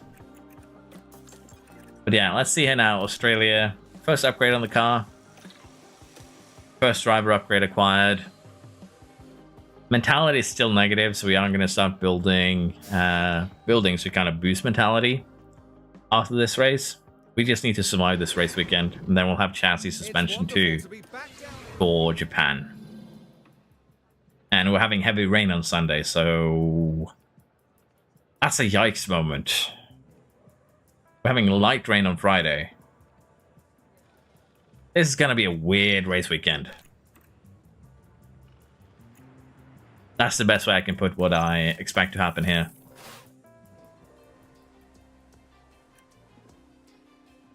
When both drivers are focused on developing the car, do effects stack together? Yes, you can stack up to 3 drivers to develop the car rents.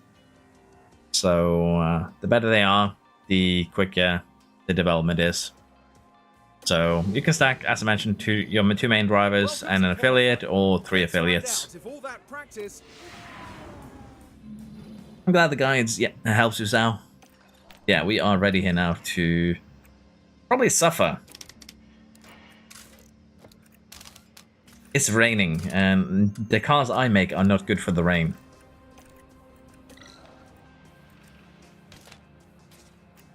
They are usually terrible for anything rain related.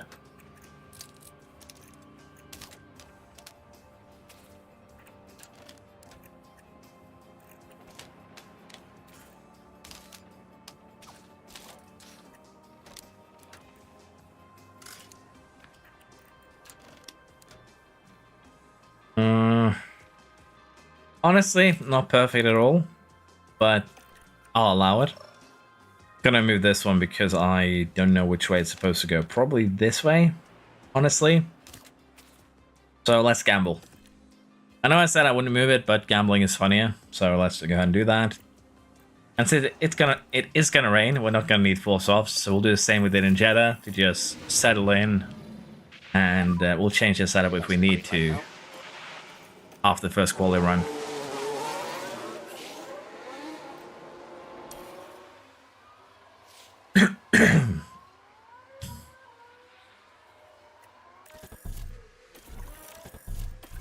And like so.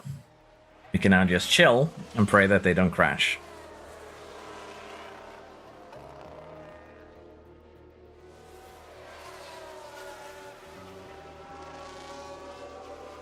I have the problem of having 6 affiliate drivers. Put 3 of them on marketing. 3 of them on car development. Yep, marketing affiliate drivers can basically cover your entire marketing or rather sponsorship need. So it's incredibly strong. So for example, 15% each is 30% total. I don't think it goes up that high. But yeah, you can stack up to 3 drivers to get to speed up car development rents. In video, I saw you open a menu in the game where it shows you the car condition for cars, but on mine I can only click 1 driver and see their condition. But on your video, it shows all drivers. Are you talking about this, Max? You go lap history and click car condition. You get everyone here. But yeah, I have to click one of them one by one. Still. But you have the list down here, so you can pick which driver you want to have a look at. And that's just how things are. I don't think there's a place where I can look at all the drivers at the same time. You can look at their tire history, things like that, but you're kind of limited in terms if you're looking at the current condition. You need to find them individually here and take a look.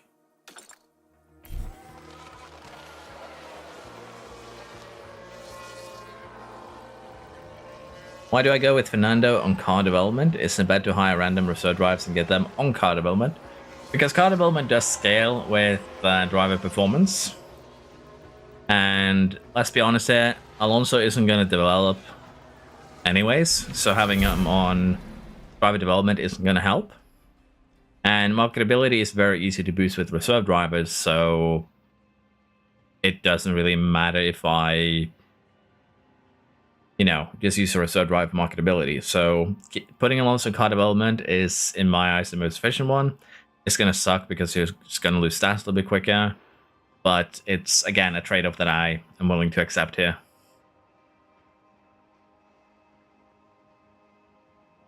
Unless I'm confused with something else. No worries. It is perfectly fine, Max, to ask any questions you have, even if it's a little bit confusing. It's no problem.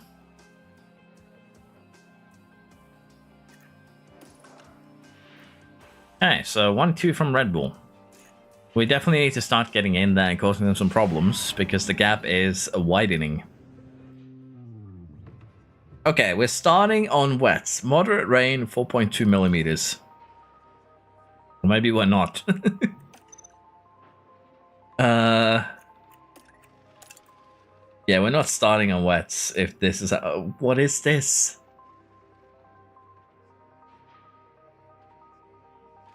Like, this is actually insanity. Like, look at this. It's supposedly wet right now, but it's going to go down, so there's no point starting on the wets. I am officially confused. I think Bottas here actually is the strategy that we're going to end up emulating. Lap 15 or so. He estimates lap 21. Okay. What about you, Alonso? You believe it's going to be Intis for the entire thing. I don't believe that, but sure, you do you. Like, look at this. If this peak here ends up being Intis, to be fair, it kind of makes sense because, let's face it, if it's Intis for just 5 laps, usually it doesn't make sense to switch, particularly around a short lap like Australia.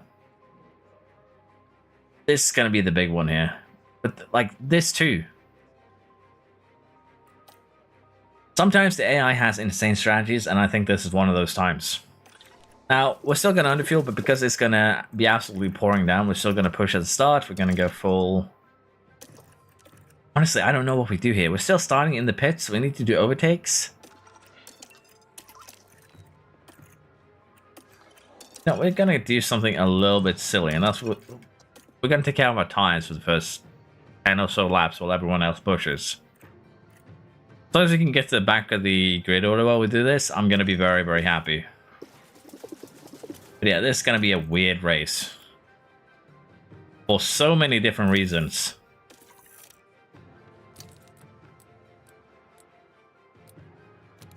Do it like that.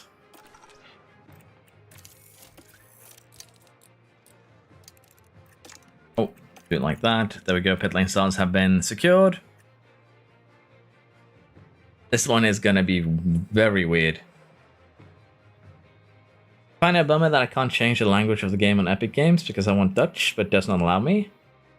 Unfortunately, I haven't actually... I don't know how to change languages, Max. Apologies. Starting pit lane might be the best option with the rain. Clear track. It could be. But we still need to clear all the cars first, and that's going to be a problem. But yeah, we have a new underfloor. It's probably not going to change things too much, but we should be able to at least meet the sponsor goal. Brace yourselves for the Australian Grand Prix. How many crashes are we going to have this race? It's going to be the big question. You boys just need to survive, I think, is going to be key here. So Gasly is driving with damage. It took him 3 races to get here. Well, 2 races, really. Pick up some damage. I think we should be happy Floof isn't here because he would have a heart attack of what the... of the things that they're doing. But yeah, we'll just run balance for a while. You can regain way more fuel in the rain, which is why I'm running balance instead of conserve. So we're still going to be fine. Zero crashes, I'm sure. That's so sparky. I'm looking forward to seeing if you are right or not. I'm not going to lie. That's a bold prediction. There's usually at least 1 crash in dry Australia. And the man is predicting a completely accident-free wet one. On a fresh save, where everyone is way more likely to crash. That is a bold prediction. Are we actually struggling with temperatures? We are. But we are building up a bit of a tire advantage, I'm sure. Yeah, look at this. That's kind of what we're hoping for here. We're not falling too far behind, we're building tire advantage. We're not going to be able to do any overtakes right now anyways. So building tire advantage is going to be more important here on the Inters. I do need to pay attention to the rain too. Around lap 21 is when I was expected to go to wets. According to Bottas strategy. So we still have plenty of time to just take care of the tires. But this is probably when we do want to start being a little bit more aggressive and getting some overtakes done. 15% tire advantage over Magnussen. Do a little bit of aggressive, a little bit deploy. With that, we should start moving a little bit forwards here.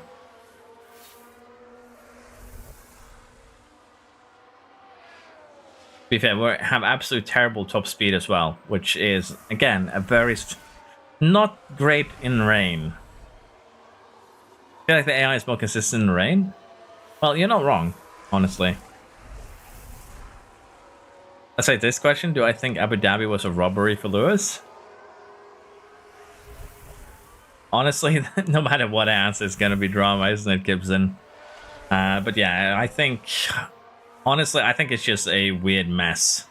That's the best way I can describe it. Because if there was an agreement that Abu Dhabi couldn't end on the safety car, which is the rumor, then they did the right thing. If it didn't exist, then yeah, the race probably should have ended on a safety car. It's just, again, I don't know what's right or wrong there. And it's going to depend on a lot of factors that we don't know. So I'm giving the, you know, the cop-out answer, but honestly, I don't know. Did he get robbed? Probably. Did he not get robbed? That could also be the case. It's just weird all around. Let's turn you back to light, because you're actually keeping up while running light tires. Second we start harvesting here, we fall backwards again. I'm tempted to give Bottas the order here to don't fight teammate, move out of the way. We have a yellow flag, what happened? Albon with a spin, okay.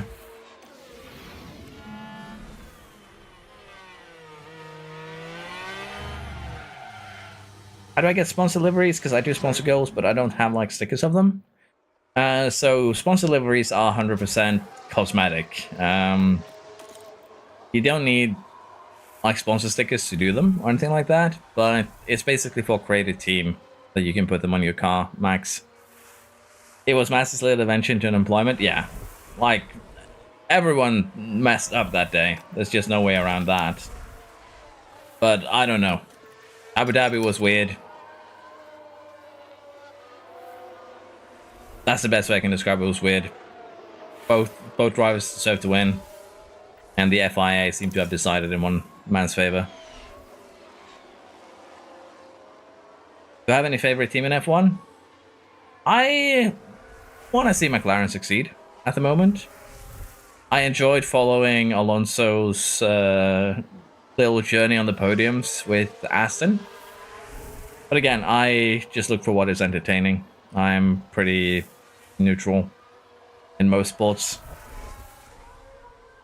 How do I get them? Because when I'm in my team, I can't find any liveries or sponsors. How do I access them? There should be a... under your car, there should be a setting to... I don't actually remember exactly where you go. But under your car, there should be a car livery option or team identity option, something like that. Basically, you need to find your way back to the car livery editor. And there you can add sponsors. But yeah, this is kind of actually as expected in terms of us struggling to do overtakes. It's not surprising. because this is kind of what our car is very, very bad at, even just with the underfloor. Because this car sucks in the rain anyways. Honestly, what I should done here is actually gone full attack, just to burn down the tires, and then we could have tried something afterwards. Are we still getting that peak up? Yeah, we are. So let's just be aggressive here. Try and get some moves done. We can clear both the Alpines, for instance, before the rain arrives, the heavy rain, and we need to pit. That would be huge.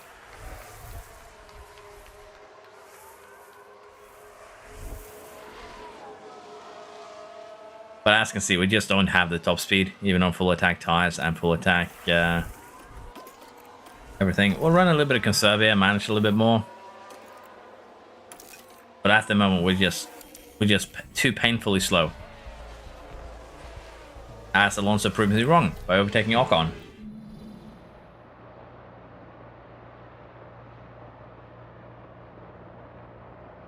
There we are. But yeah, I think we'll just speed up this race. There isn't much I can do in the rain. We're just gonna have to pray that the drivers do well. And right now, Alonso is doing that.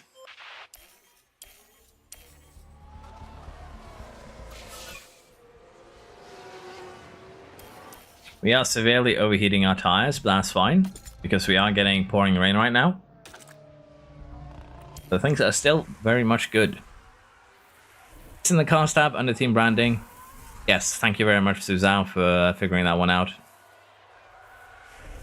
I must say I got the game yesterday. Your videos helped me understand a lot. I'm glad they helped, Tahami. Appreciate it.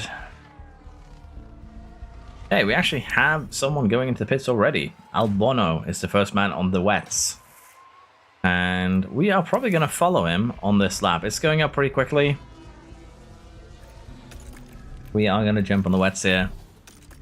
And we're going to do a double pit. There is enough of a gap between them that it shouldn't be a problem. Tsunoda's in. Stroll is in.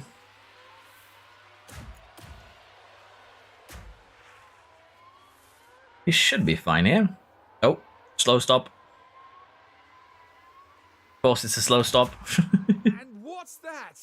A pit stop. Yeah, we need to get the chance of making mistakes down quite drastically here. Question now is, do we go full attack? I want to try and push full attack here just to see if we can manage handle it. Gonna be the big one. Maybe a little bit too quick. Alonso is doing okay, but the pit stop error that cost us a couple extra seconds definitely hurt.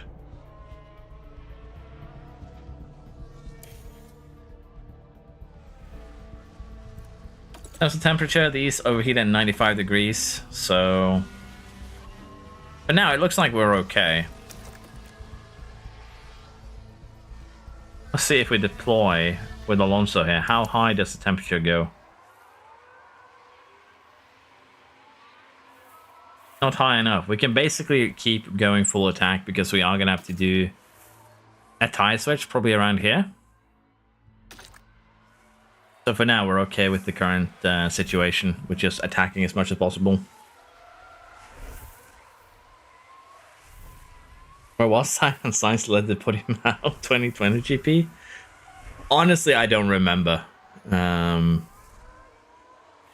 don't, because I missed that one.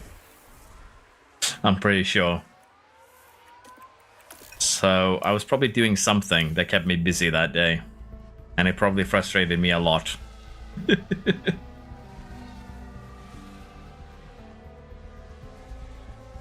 Yeah, the Portugal tracks is also pretty good.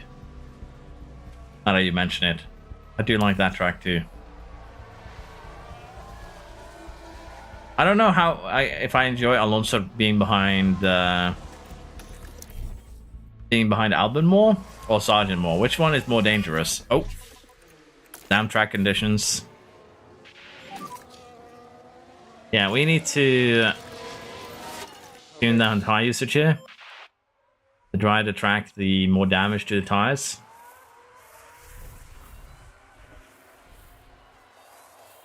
Do I own any F1 merch? Not really, but then again, I'm also the type of guy that's been supporting a football team since I was like 5 years old, and have like one shirt. So I'm not the merch kind of guy. I'm not gonna lie.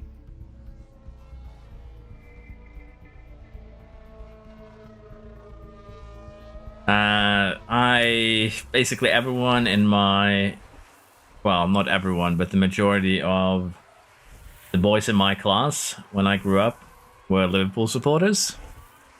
So I ended up joining that train as we played a lot of football together growing up. Okay, temperature is definitely going a little bit lower than I'd like. Getting a little bit too distracted here, but that's my own fault. So yeah, been a Liverpool supporter for basically my entire life.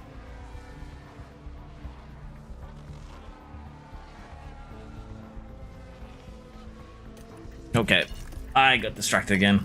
I think standard is going to be what we stick to. Alonso is destroying his tires right now. Look at that. Look at that dip. Because the temperature went so high. Even Bottas here now, up to 104 degrees. Yeah, after I should have gone standard, not full attack, particularly at this high speed. That's on me. I just wasted a ton of tire for no good reason, and we still have a lot. Look at this dip. That's what happens when you go like 5-10 degrees over temperature. You lose so much tire so quickly, it's not even funny. No, I'm from Norway, Tahami. But we watch a lot of English football. It's closer than Spain, basically.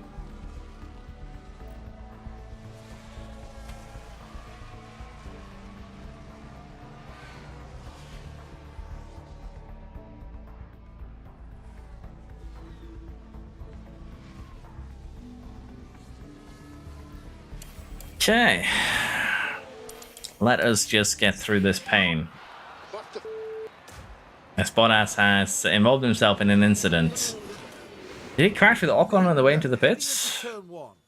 Barely any room to maneuver. The car's coming together right. Oh yeah, Ocon wanted to go into the pits and, well, hit Bottas' back tire.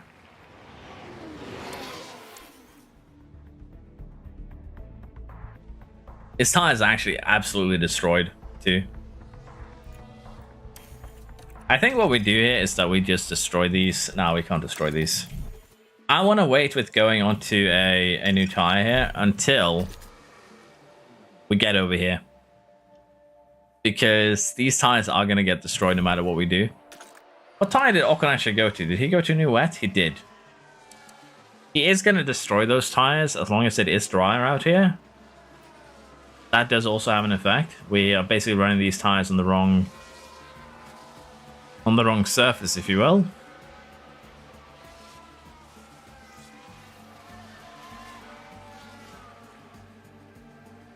Watching Premier League is really fun compared to other leagues. Premier League has been pretty competitive this year, so it's pretty good, yeah. Do I think Kubica would be a world champion if it didn't have the rally crash? Eh, probably not, unfortunately. Life is cruel after all. Okay, we are getting close. I don't think we're going to be able to survive on these tires. Degradation for the rest there isn't as bad as I hoped. So, we are going to go ahead and get Bottas in this lap. I think we can sneak him in right now. We can. And we are going to get Alonso now too, because Bottas just barely came out ahead of them.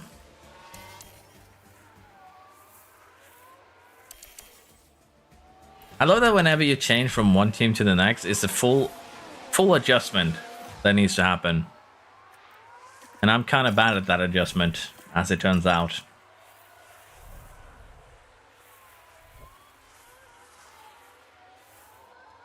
I will not tolerate Kubica slander. That's fair. It's a bit of a shame with Kubica, honestly. He did have the potential. Just very unfortunate. Kubica was one of the options to replace Schumacher. Yeah. It is very unfortunate that he had that crash.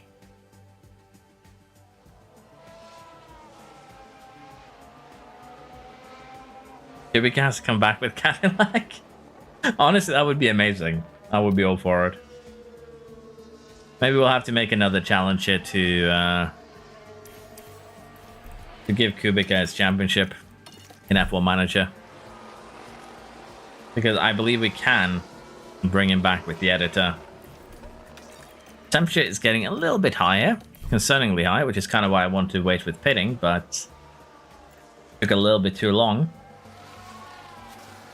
10 laps to go is also a bit of a concern here because fuel-wise, I push a little bit too hard. But I think we'll just barely be fine. Finally, we are getting the rain that we have been waiting for. It is going up. We can start going attack till the end. And Sergeant, Magnus and Ocon has all... Look at the guys ahead of us here. We might be able to do something cheeky.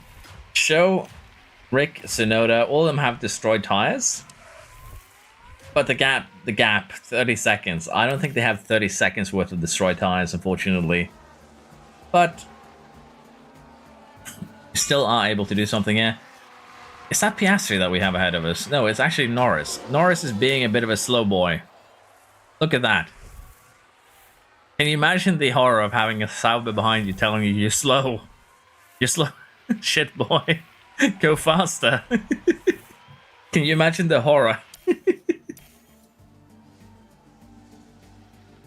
Yeah, we might actually straight up run out of fuel here. It's gonna be close. The best part is Norris is actually holding us up here. Sorry, not Albon. Alonso is faster at the moment. I'm gonna try and deploy here. Let's see if we can get that overtake done. Is it gonna allow us to overtake the McLaren? Because look at this. If we lock up, that McLaren is toast. Like, he's been running like this for so long. You can also see it in difference in tire temps. 87 versus 94. It's so unfair. I've done that challenge already. It's really difficult with his stance. I could imagine that. Paddock through 23-208 was pretty wild. Yeah. F1 has had some fun periods throughout the years. No doubt about that. Fuel-wise, we are going to be absolutely on the limit, but I think we're actually okay. We are lapped after all, and I think that is going to be what saves us.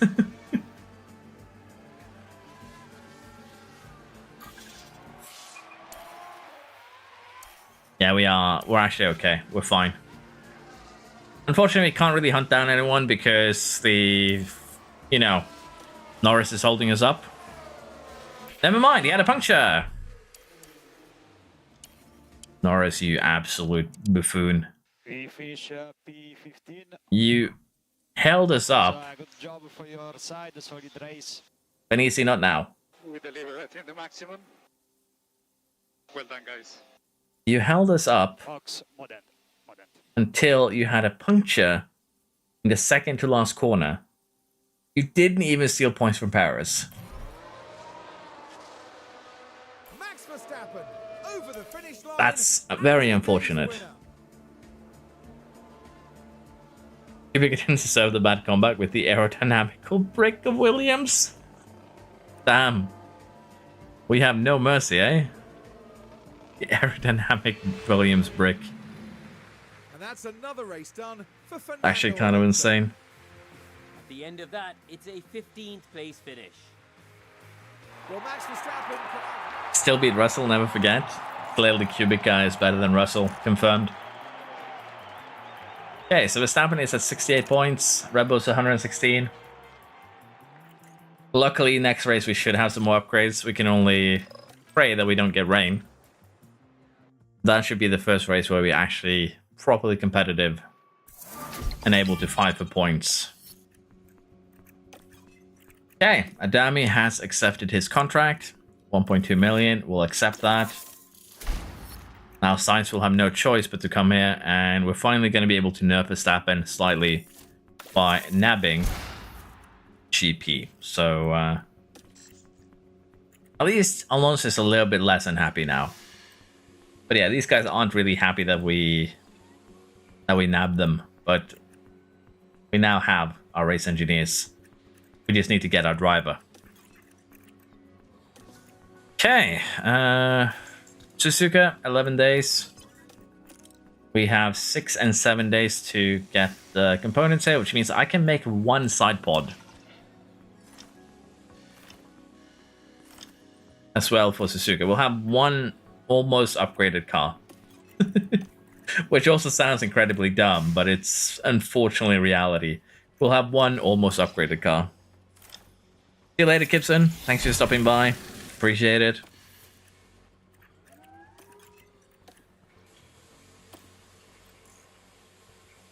Yeah, so far, so good. Training schedule, cumulative. Honestly, we are just going to change everything here to error chance. Need to get that down. As I mentioned, can actually do a little bit more here going into Japan. Like so. As long as you don't hit 50% on Sunday, you're generally fine. We are hitting 50% on Sunday, so we're not fine. We're going to do a little bit more resting.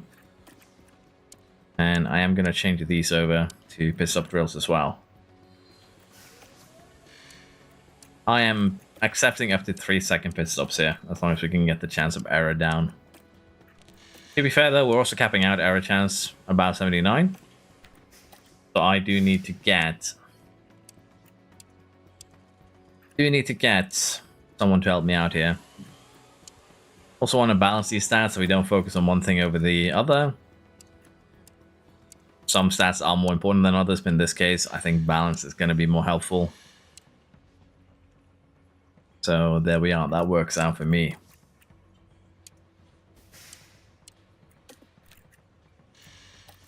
And then a couple more like that. That should be good. Yeah, this is going to bring us very close to the cap that we have for error chance. We might need to get a new pit boss, which means we might steal Red Bulls, which is starting to become a tradition that we steal from Red Bull. However, with Suzuka coming up, we're also going to go ahead now and do a little bit of boosting of the mentality. And the best way to do that is to build the memorabilia room, which straight up gives you mentality. But generally also just starting cheap building projects like your tour center, your helipad. Honestly, we should also start building the team hub. It always amazes me how bad the facilities that you have to deal with at Sauber is. It's actually kind of insane. But yeah, well, this isn't going to bring him to an insanely happy level. It is going to give him a little bit of a mentality boost. But as you can see, we need to get better staff, facilities, and car performance. And these building projects are kind of going to solve all three of them, interestingly enough. Welcome back. Auto cold. Well, welcome back. Glad to see you again. Okay. Both the manufacturing project is finished. And we are still going to be able to make one side pod. But yeah.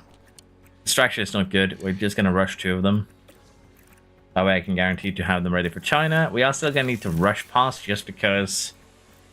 Well, just because we don't have any other way to get things done. I think we can build one suspension in a normal way. Just like, let's just get that sorted. And we still need 6 more days. So basically after Suzuka, we can get our first front wing. And that's going to be rather helpful.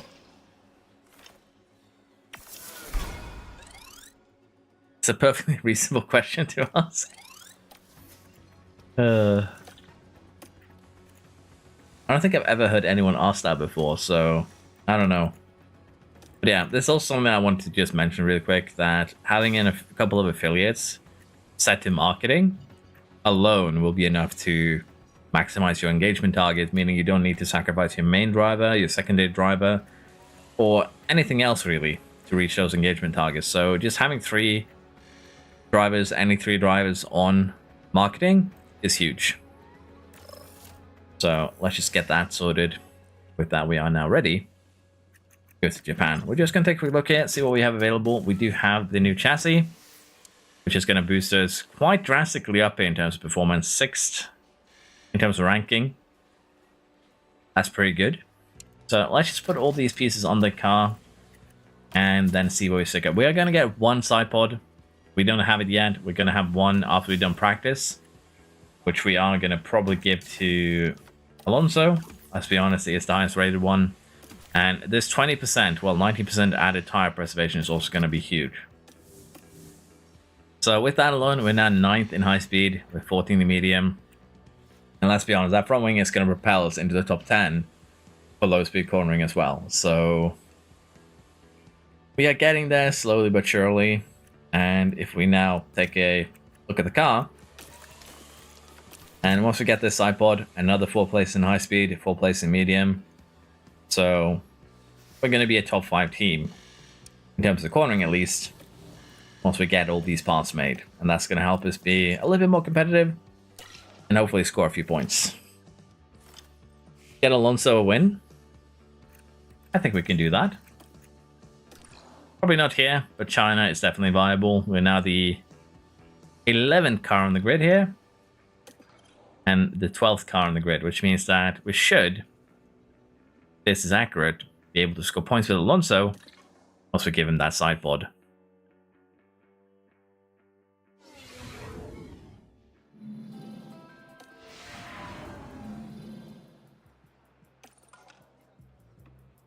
Okay. You guys have identical car parts. That's worrying. Yeah, we're just gonna simulate here 2 qualifying. And then we should, as I mentioned, have a side pod available. Because Friday is his own day. But before you go into qualifying on Saturday, you can actually get, in this case, a side pod made. So we're gonna go ahead and install it. I saw rain. Is that rain on the... No, luckily no rain on the main day. Which, it's good for us because, again, rain is our weakness. Rain is actual kryptonite in this scenario, and I'm not even joking.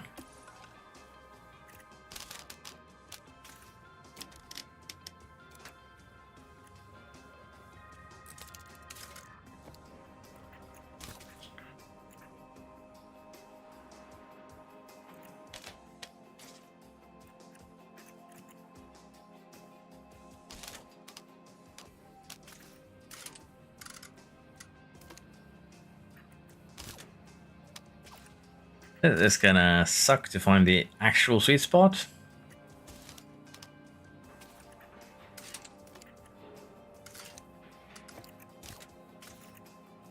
Okay, I can live with this. It's not gonna be perfect by any means of the imagination.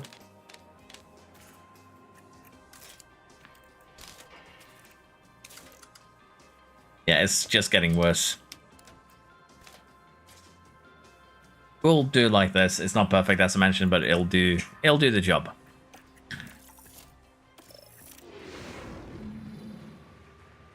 Okay, we're just gonna do the qualifying to see how well we get the setup done. So we'll take manual control. Let's do a normal run here.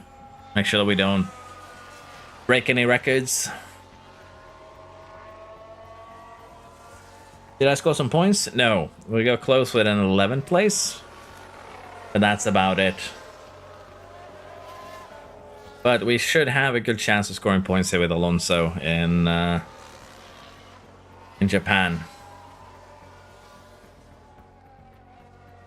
At least I hope so.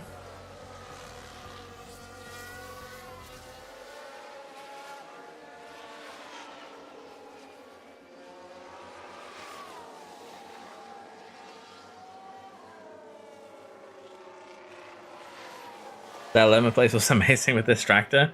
We were also helped by like, what was it, 6 cars DNFing, 5 cars? So can't take all the glory there. We did have help. As weird as that sounds.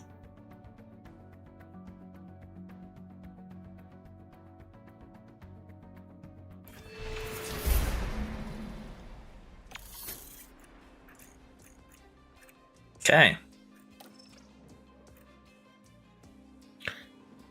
Another Verstappen pole. He's kind of troublesome to deal with already, and I'm not liking it. Perfect setup here for Alonso. Nothing could be better. Let us see what we can do. Now, Suzuka is kind of interesting in the sense that if the temp ends up on the wrong side, we are going to be very, very sad. So, if basically we end up with really cool tires, we're going to have to turn them up to standard. But we are going to still stick with the baseline strategy. There isn't really much else we can do around here. This is basically very similar, it just changes around where you do the pit stops. But yeah, we'll start on the soft tire, because when you start the race, your tires are already at the temperature, meaning you don't lose any time from, well, warming them up. And that's exactly what we will be trying to do here. Let's see here, get the setups messed with. It's a shame that we have to break the beautiful, beautiful setup that we have for Alonso. He's no longer perfect. But we kind of have to do that in order to start in the pit lane, which is the entire point of this. So, a little bit messing around with setups. It's very much acceptable. And there we are. We are ready to head into the next race. Welcome back, everyone. The drivers are warmed up. They're ready to go here at the Japanese Grand Prix. And it's lights out and away we go. Lights out and away we go. Now we'll just put both on rally defend since we're so far behind. And this time Alonso actually started ahead of Bottas. Actually, I just want you guys to stay in neutral for the time being, because the others are going to slow each other down. We don't actually need to use energy right away. As you can see, we're still catching up to the back of them. We already have done that without even using energy. But I'm kind of curious now just how Alonso's going to be kind of cutting through the grid here. We only have 2 cars on something that isn't so often, that is Tsunoda and Sainz. So it's going to be fairly interesting to bear witness to. Remember, we still need a few more components on this car. Front wing, rear wing, the new upgraded underfloor. So we still have a lot of upgrades coming in the future. Yellow flag already. Danny Rick, by the looks of it, has had a... No, it's not him. It's actually Sainz running wide, and then Danny Rick got bullied. Massively, I might add. Fortunately, we weren't actually able to take advantage, and that puts us in a bit of a scary situation here. But Albon has also had to move. Something happened while I was focusing on Danny Rick. Yes, Bottas, slipstream off your teammate. Couldn't actually take advantage.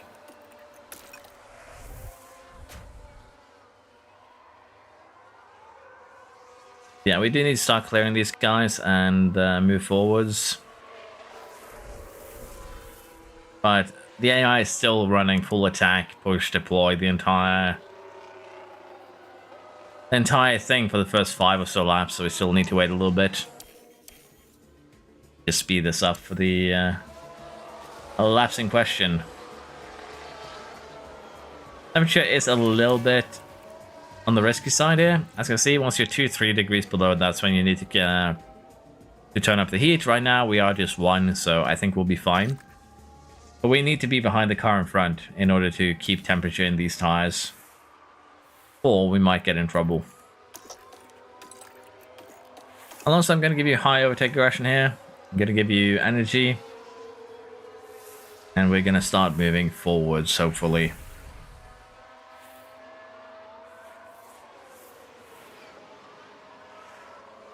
Like so. But I was going to be able to get it done this time. He did. Very, very nice. I'm going to have Alonso keep on deploying to catch up to Sargent and Gasly.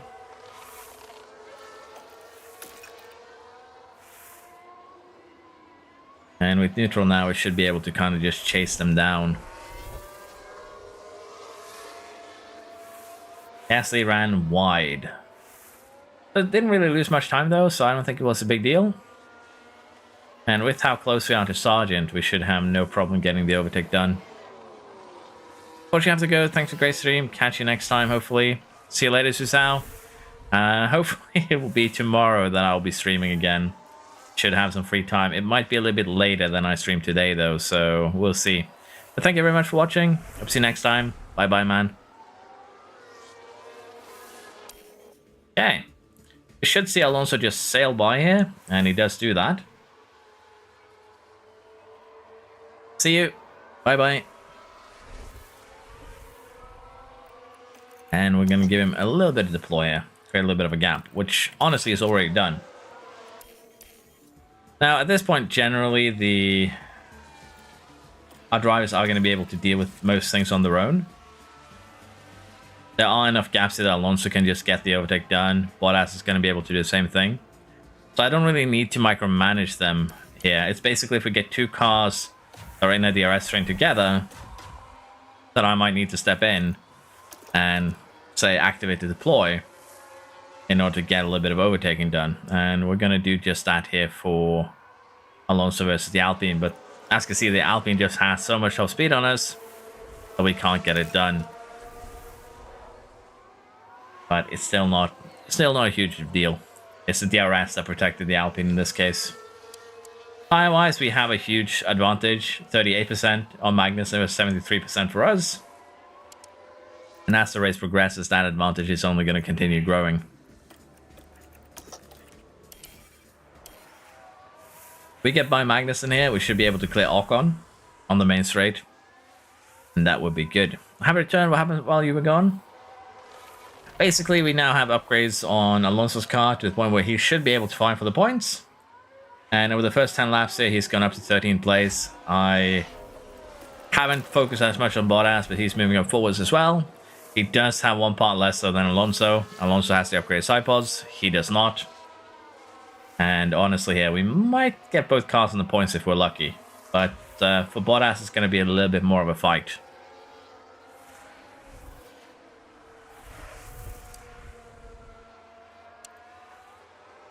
Did I not get Sainz? I needed to make a counter offer for Sainz, so we'll have to wait and see. But I believe we'll get Sainz once he accepts the offer sometime in the future. He was not happy with my first offer, basically. There we go, up into 12th position. Bottas.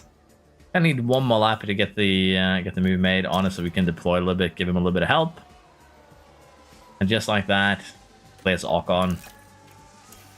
And I believe he'll clear Hulkenberg here too, in quick succession. Our advantage is still building in our favor. And temperatures are actually just about acceptable enough here. We have a yellow flag as Sainz and Stroll has had a little bit of a moment here. Well, that's not good for the mentality before he comes to us. Yeah, they completely destroyed this rear wing, his front wing, and everything his car was made of. But yeah, this basically is going to force us into pit stop. 60% is too little. And this is going to be a weird one, because strategy-wise, what do we do from here?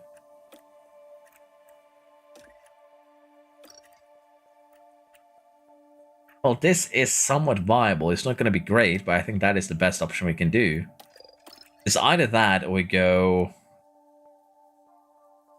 say, hard. Wait, does Bottas have 2 hard tires? Actually, kind of insane. Like, degradation is actually pretty severe around here as well. Yeah, this, as you can see also, softs and mediums are just so much better than hard tires. It's not even a contest. It's 15 seconds difference Sorry, I looked at the wrong one. It's still 12 seconds. So we don't want to use the hearts even if we have them around here. I think this is the best bet we can do. It's still gonna suck, don't get me wrong. But it's the best option that we have in the current situation. So we're gonna do just that. We're gonna have to run light. We're not gonna use as much tire under the safety car. But we still need to manage, and we are going to need to get both cars in. Basically immediately, yeah. Luckily for us, Verstappen has already passed the straight there, so he's not going to be an issue. Okay. We are going to double stack. There is basically 4 seconds, 3.5 seconds, so we are going to need clean stops here. Yep, coming in. How did I upload a video while streaming? It's basically a scheduled video. YouTube automatically released the video at 6 p.m. my time. Because that's generally when I want to release videos. So I edited earlier today. YouTube released it at 6. And I do want to try and release videos around the same time. But usually I'm too overconfident or too overambitious and don't get them done in time. So sometimes I release them in the middle of the night instead. Hello, David.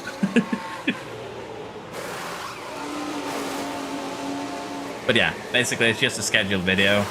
Nothing more than that. We'll also have to 10th though. One as 12th. We'll take that. Points are now on the menu. Question here is, how can we close down to any of the forerunners here? I don't think so. Yeah, we're not catching any of them. They are still safe. Alonso is now within points range, and we're gonna have a little bit more fuel shaved off. Told you how it's Norwegian magic, but this makes more sense. Yeah, yeah. YouTube allows you to schedule videos, so Let's focus on this restart. I want to release videos consistently at a certain time, but I'm just very bad at planning. I'm not gonna lie. Hence why sometimes there's no videos at all for a week or so. We have had our restart here, and honestly, we're just gonna do the same thing that we did for the first stint here. Manage the soft tires as much as possible. And honestly, I'm fine with also saving a little bit of energy here, but I should probably deploy just to be on the safe side. As we have a red flag. Hamilton, Tsunoda, and Russell involved. Did Bottas get screwed over? He did. Of course he did.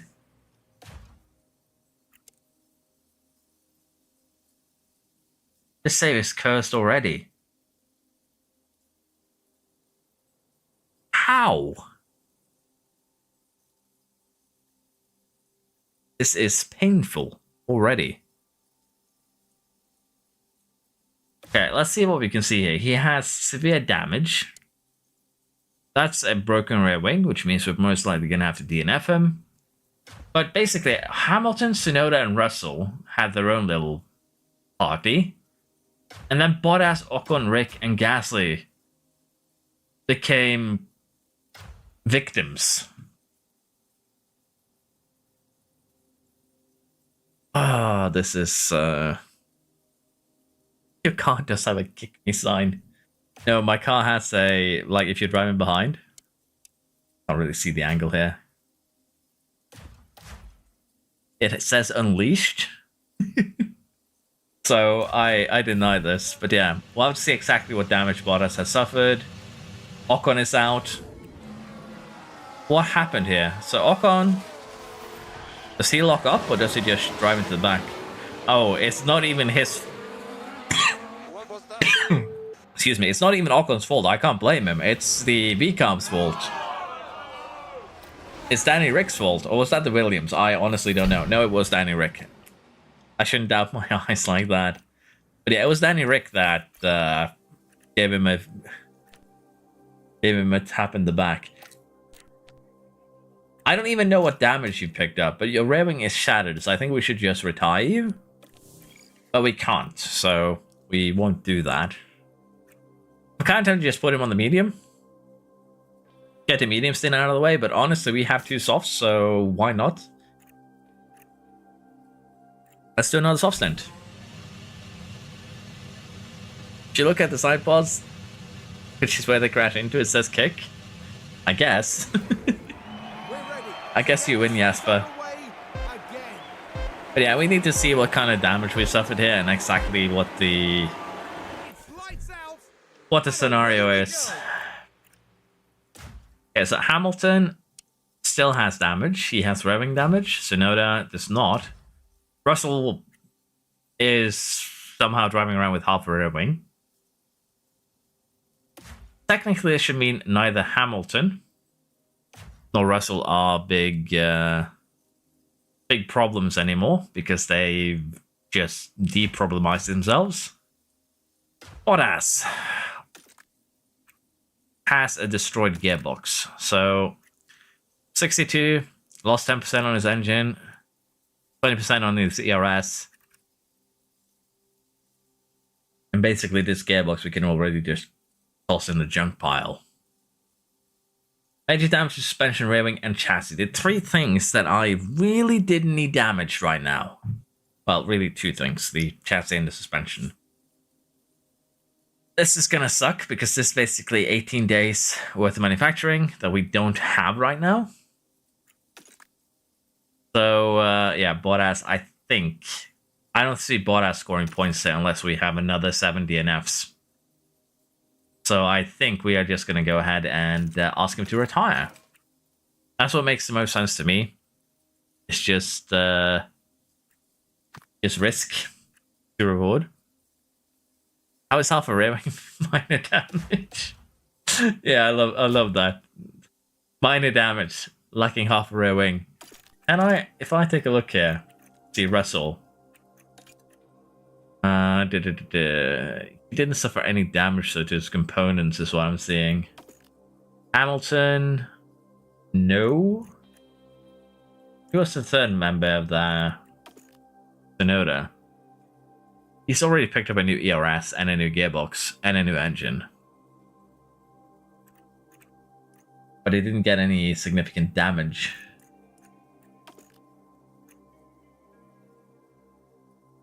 We can't see Ocon because he just fully DNF'd. Okay. Yeah, I think we're just going to have to ask Bottas to retire. I don't see a point driving with this damage. It's just very likely that he's going to get overtaken by everyone and then crash again. So let's just retire Bottas. It sucks, I know. But it's literally the best we can do here in order to hopefully score some points with Alonso. We've had a pretty terrible start to add insult to injury here. Check after lap when it refreshes. Because the laps move forward, it kind of does refresh on a red flag. We can check again to be on the safe side.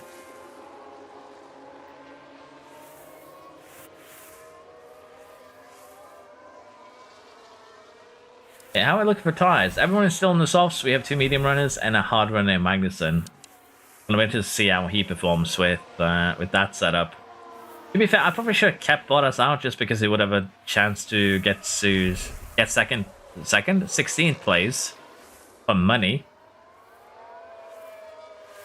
Yeah, opted to not do that.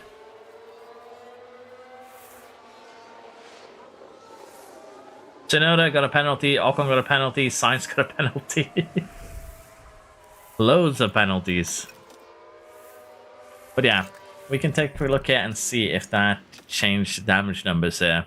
Not really for Russell, neither for Hamilton, and Tsunoda, not really either. You get the update in when the red flag jumps forwards. So yeah, they actually didn't pick up any real damage with their crashes, which is insane. Yeah, for now, while the rest do the full push like we do usually, after a red flag, we're going to allow Alonso to take a little bit easier. A new yellow flag, Tsunoda with another incident. What happened this time? Lockup? Lockup. Now, by the looks of things, we're at turn 15. If I get Sainz for next race, he will get a grid penalty. And the car locks up. But that's just the risk you take. That would be hilarious, honestly. If Sainz's first race has a grid penalty for a crash he did with Ferrari. We're going to have Alonso push a little bit more here because Danny Rick is getting a little bit too far away, and I don't want to pull Hulkenberg and DRS train along if I can avoid it.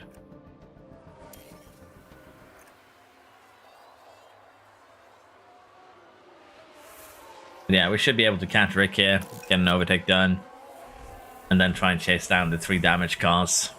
Well, 2 damaged cars after we get Rick. Do I use any mods? Right now I'm using the Maximal Graphics mod to make the game look a little bit prettier. But that is the only mod I have installed right now. Hello said, it has been about 4 months since the last stream, yeah. The last couple of months I've been busy, and then we just had Christmas, really. But finally back with a little bit of fun, as I have a little bit more time on my hands. At least for the next couple of weeks. So we will be streaming a little bit during this time. Glad to see you again. Okay, the rest should start to slow down a little bit right now. We are building tire advantage. Gasly's mechanical fault has escalated. And Russell this time had a lockup. I'm scared because Alonso is driving around people who are locking up left and right. This could be pretty bad.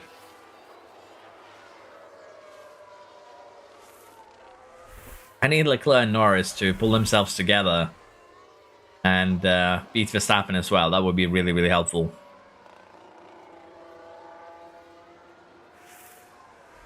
Yeah, Alonso is basically close enough here to Russell that if he doesn't overtake him, I would be impressed. I'm also very impressed with how quick Russell is without a rear wing.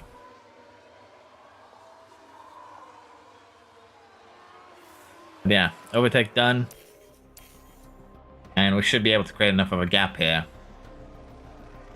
that Russell will not have DRS on the main straight. He's actually going to barely get there.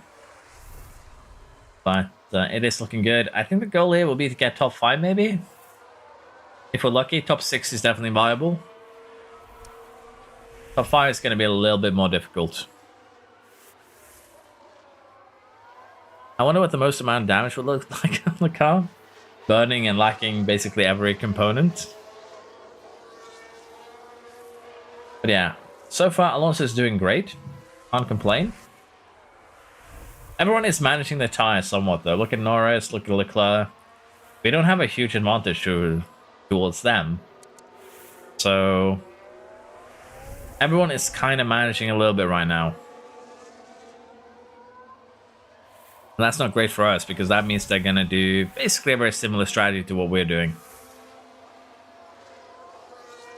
Very nice. Around the outside.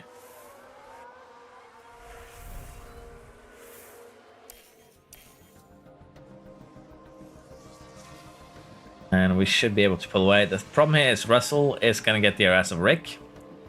That's going to put them into range of us again.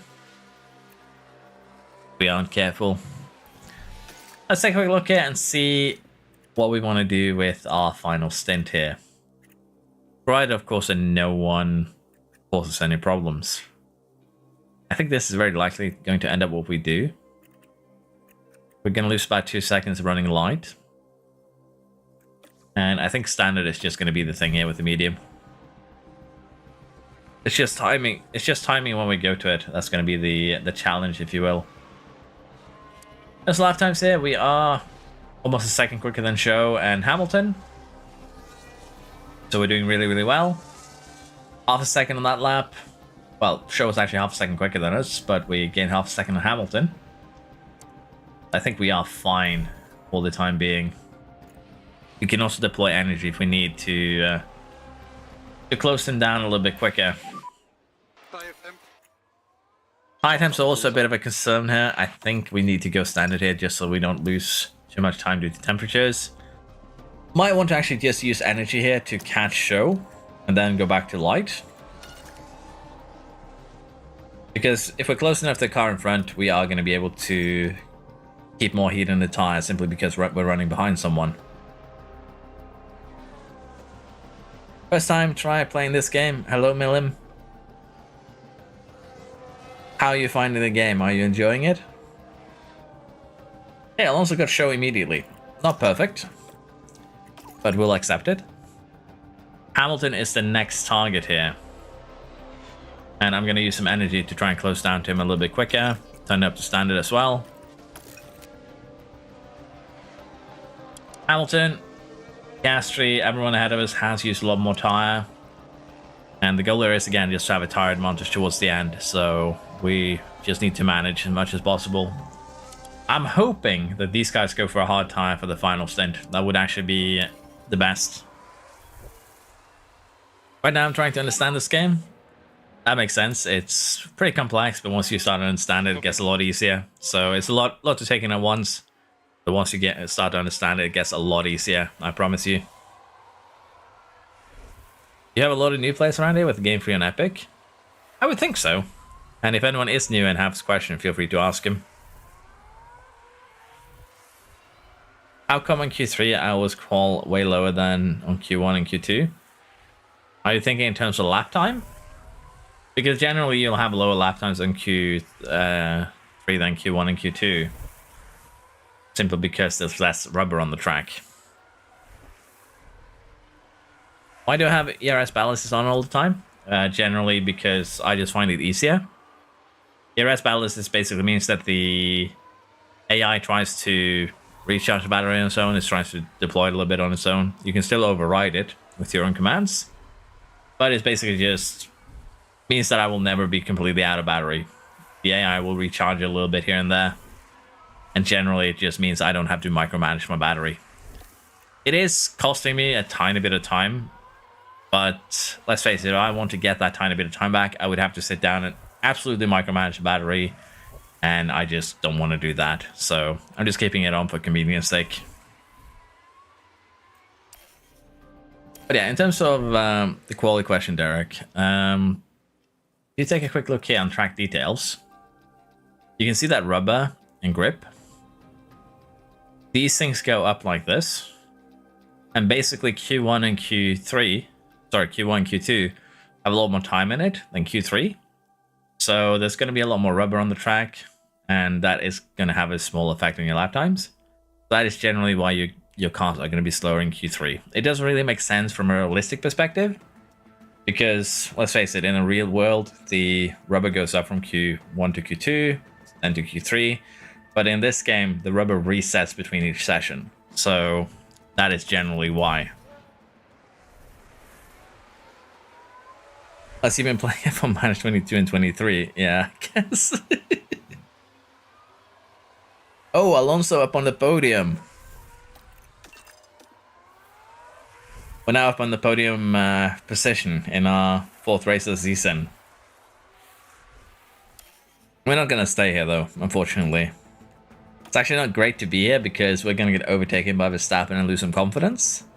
But right now, we're actually slowing Verstappen down quite a bit. And that in its own is valuable. So I'll take this. We are going to pit this lap, though. And Verstappen has gone to yellow tires. We're going to do the same. Hulk has gone to hards. So it's probably going to depend on what people have available. Rick on a soft tire. Well, it can make that work, but they're going to be absolutely destroyed. Same with Show, same with Piastri. We might have some something fun coming up here towards the end of this race.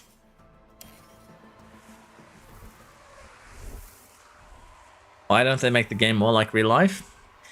Honestly, I've asked my question that myself because a lot of the pre-release stuff for 22 and 23 was just like how the team was F1, fans. They knew the workings of F1. And then they released F1 Manager 22 and the tires were all the same. So there's a lot of things that don't make sense from what they say and how things actually got developed, Jasper, unfortunately. Also got this game free on Epic. It is a fun game. There's nothing wrong with testing it. Why am I looking at Piastri? I want to look at all. Okay, we've actually done pitting now, and we're out in 7th. 15 seconds behind Piastri. Yeah, that's going to be a hard nut to crack, but Hamilton should be a lot easier to get to here. Real life, more like the game. Well, I think that's a hard ask, Gasper. My bad. My bad for correcting that to what I thought you meant. Oh, virtual. This is also a classic. We have found a sergeant in the wall. Another victim of bullying in F1 Manager. Copy. There's been a crash. That's fair, David.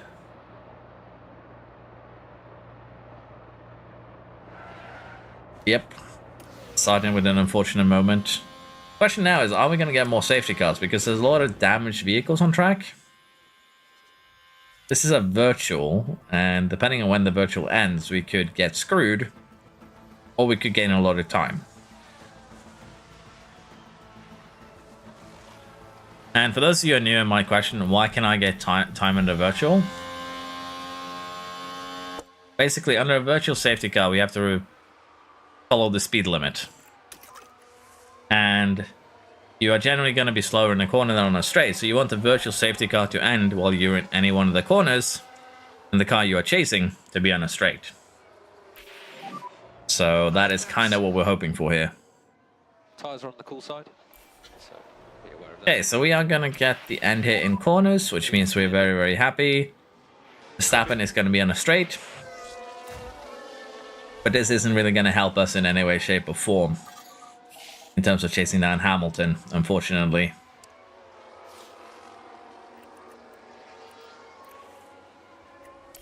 But with Hamilton's damage here, we should still have a good chance of getting him.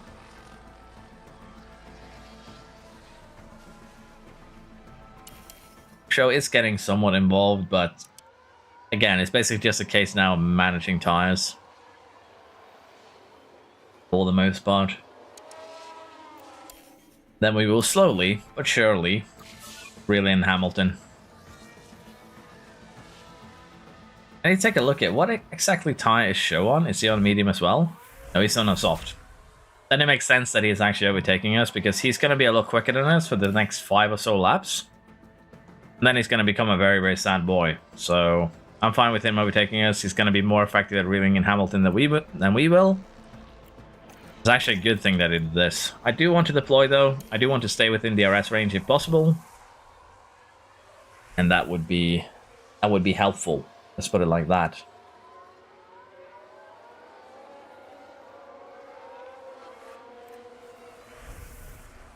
Gonna use a little bit more energy here.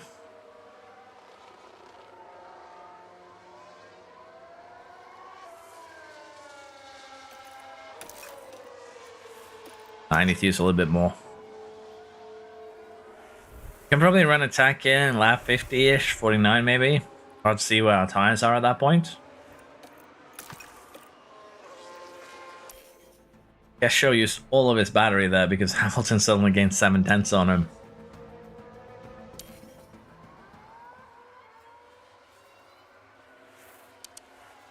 Yeah, Show's already at 69% on those soft tires. They are going to get destroyed. We could push a little bit more, try and catch Hamilton and then recharge behind him. Honestly, it wouldn't be a bad idea because that way we can get rid of Show so we don't lose time. But let's use a little battery here. Close down a little bit more.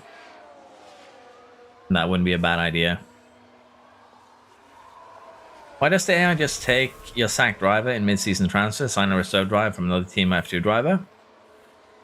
Well, I think it's just, again, lazy programming for the most part. Safety car. Just as we finish driving past the pits.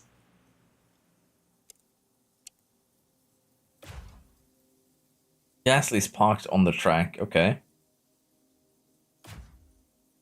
A lot of cars are going to pit right now. That's the thing.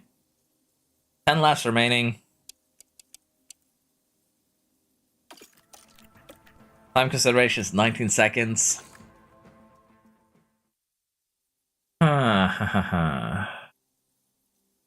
We could jump Paris and Piastri if we're lucky. But we do also have a fresh soft tire. The AI is guaranteed to not have fresh soft tires. Question just how long is the safety car going to be? We have to do one more lap anyway, so we will have some thinking time. Russell jumps in immediately. There has been a crash. It wasn't just Gasly imploding. It's Verstappen. What?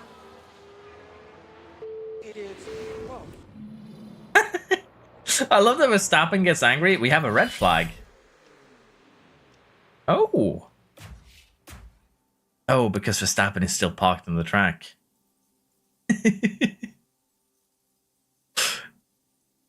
This. I need one from. I get one from Norris's. I can't get a good angle here. Sorry, I need to get some screenshots there. They might become. I can't get from Gasly's angle. That's a sad part because Gasly looks like he would have an amazing view. This is basically Gasly's view, but with Norris too, and without a rear wing in the way. It would be amazing. And from this angle, we just see. Okay, this one's kind of funny too. I'm not gonna lie, but I think we are gonna just go in the soft state till the end. There's nothing else we can do really. Red flag. Right then, you can take a look now. Now just keep your eyes on. What exactly happened here? Because There.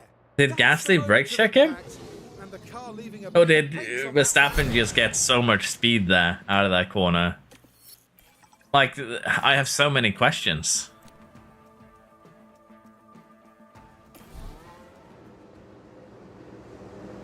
I have so many questions about what actually happened there. A sense of deja vu here as the drivers once again face. This just feels wrong with the lack of cars. And it's lights out. Just feels like there's so few cars on track. Okay, let's see it. Can we run full attack till the end? I think the answer to that is yes. But I'd like to just check. Need to scroll down. Yeah, we can definitely do this. But as you can see, the funny... Why is it giving us +6 then? I guess that's a bug. But yeah, we can run full attack till the end. There's no question that that's exactly what we're going to do. And actually a surprising amount of fresh softs here. Top 5 will have them. Hamilton is on a medium. Danny is absolutely cooked here with a hard tire. I didn't expect the AI to have this much... this many tires left. I'm going to be perfectly honest. But a good start there. We get Hamilton immediately. That's actually kind of key. Did Verstappen get punished for his crimes? No. The FIA is match fixing again. Verstappen got no punishment for running into the back of the car in front. I don't believe it.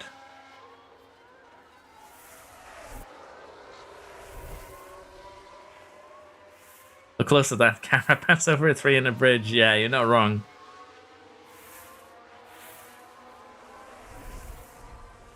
Just rejoined. What is this? It's F1. What do you mean? It's pandemonium. That's what it actually is. Because this is just weird.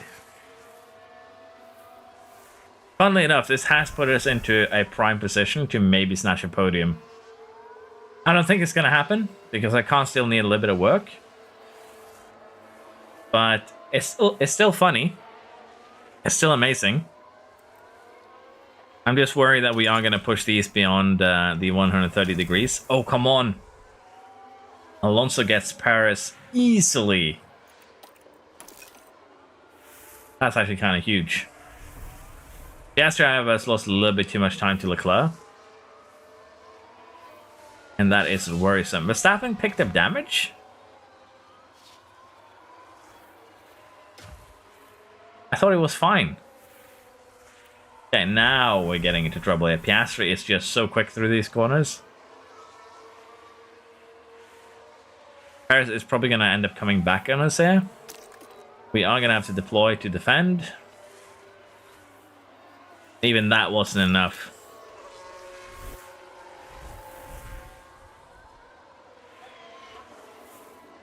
To be fair though, 6th place I would be happy with, but if we can get anything better, I would love that too. Typical anti-innovation bias. F1 Battle Royale. We've had a lot of DNFs in these first races, haven't we? You're not wrong. It is basically a Battle Royale at this point. Yeah, tire-wise, we're not really losing out or winning here. Just too few laps remaining, so we can't really do anything to get a tire advantage. And the Red Bull, the McLaren, and the Ferrari still are just too quick for us. Unfortunately.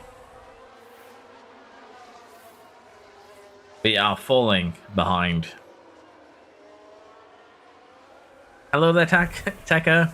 Thank you for your blessings. It's been a good evening indeed, you're not wrong.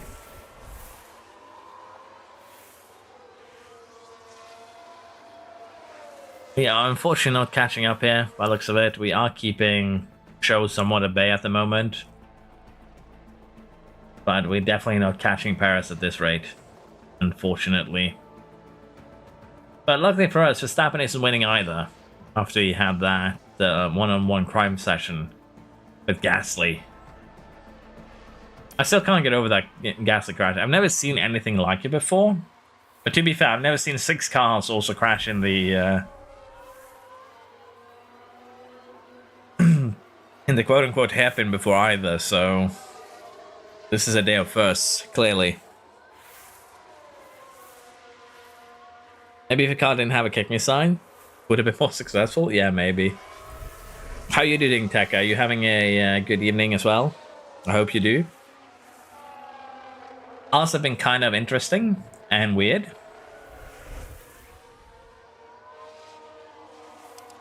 Okay. Tire-wise, we're still looking good. But yeah, it's definitely going to just be us versus show here. Not really anything else to compete with. We don't have enough battery to chase down Paris. Unless we have another incident, which honestly we could have. Wouldn't surprise me.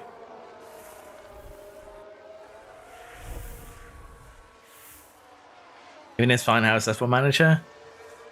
F1 manager is weird. I think so far this save we've had a lot of DNFs. And also we've had a lot of crashes from our drivers. So F1 manager is as it used to be.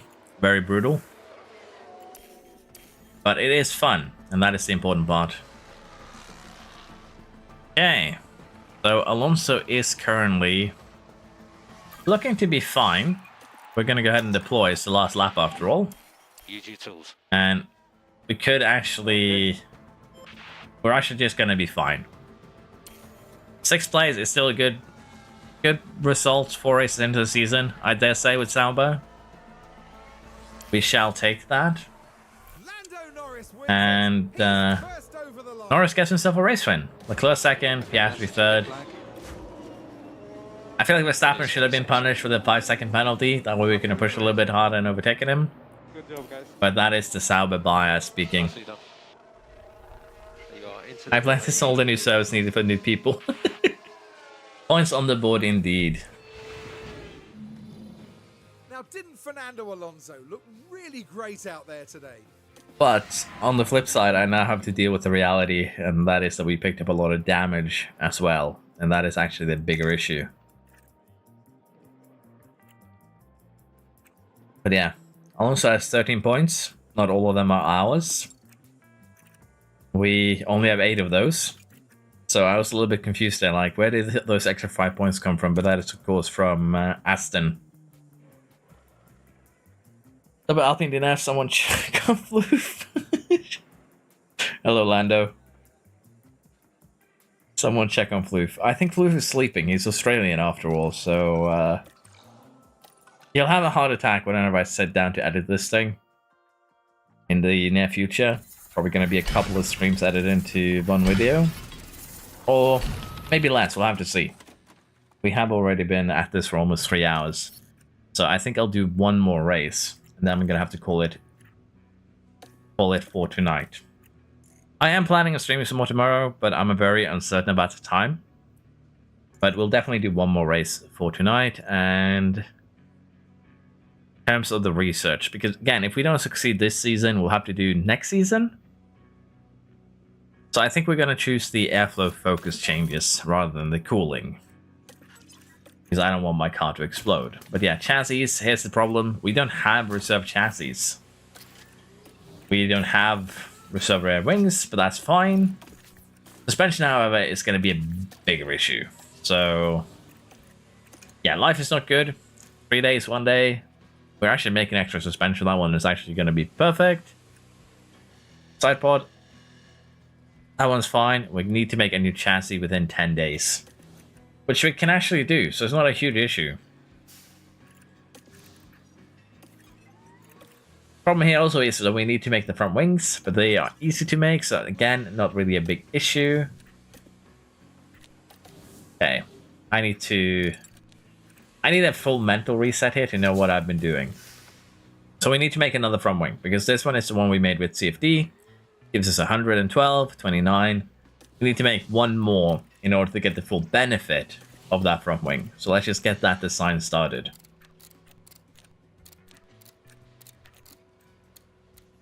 Like so. Instead of 112, we get almost 150. Instead of 20 something, we get 40. So already a huge upgrade. We don't lose any stats with the CFD. So again, that's just a prime example of why we make that second design after we spend CFD on something. But yeah, this one alone will put us into the top 5 in terms of low-speed cornering. So let's try and get this done before we go to Monte Carlo, where we're definitely going to need it in 46 days. So, like so. And we put all 6 engineers on this, because this is actually going to be the main thing that is going to make us a good team. I would love to have it for Miami, but honestly, rushing it for Miami, it's just, I don't feel like it's worth it. So we'll just make it normally. Rushing project is also going to backfire because we just don't have manufacturing capability to make everything. And that sucks. That sucks a lot. He's probably digging some holes for Floof to sleep in. Damn. How can you get so high in standings with 20th car on the grid? It's not the 20th car on the grid, it's just because damage. It's actually more like this. So it's basically cornering for the most part, Ahan. Cornering is the most important stat for your car. And also in that last race, we had a lot of crashes that also put us artificially higher than we should be. Probably 10th or so would have been realistic. But yeah, those crashes definitely did have a bit of an effect.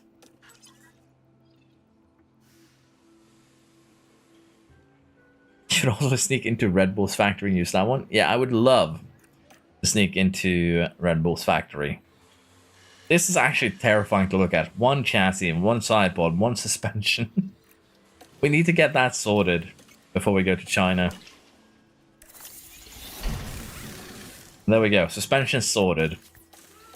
Welcome back to the good life. We need to make a chassis. I'm gonna gamble on just making one normally and hope that it's okay. It really isn't though, because we can get a new underfloor in 4 days. We get, well, this suspension we aren't going to manufacture. That's fine. But yeah, we have so many things that we need to make here that it's not even funny. Alonso does not like GP. Or GP doesn't like Alonso, but will intervene in that one.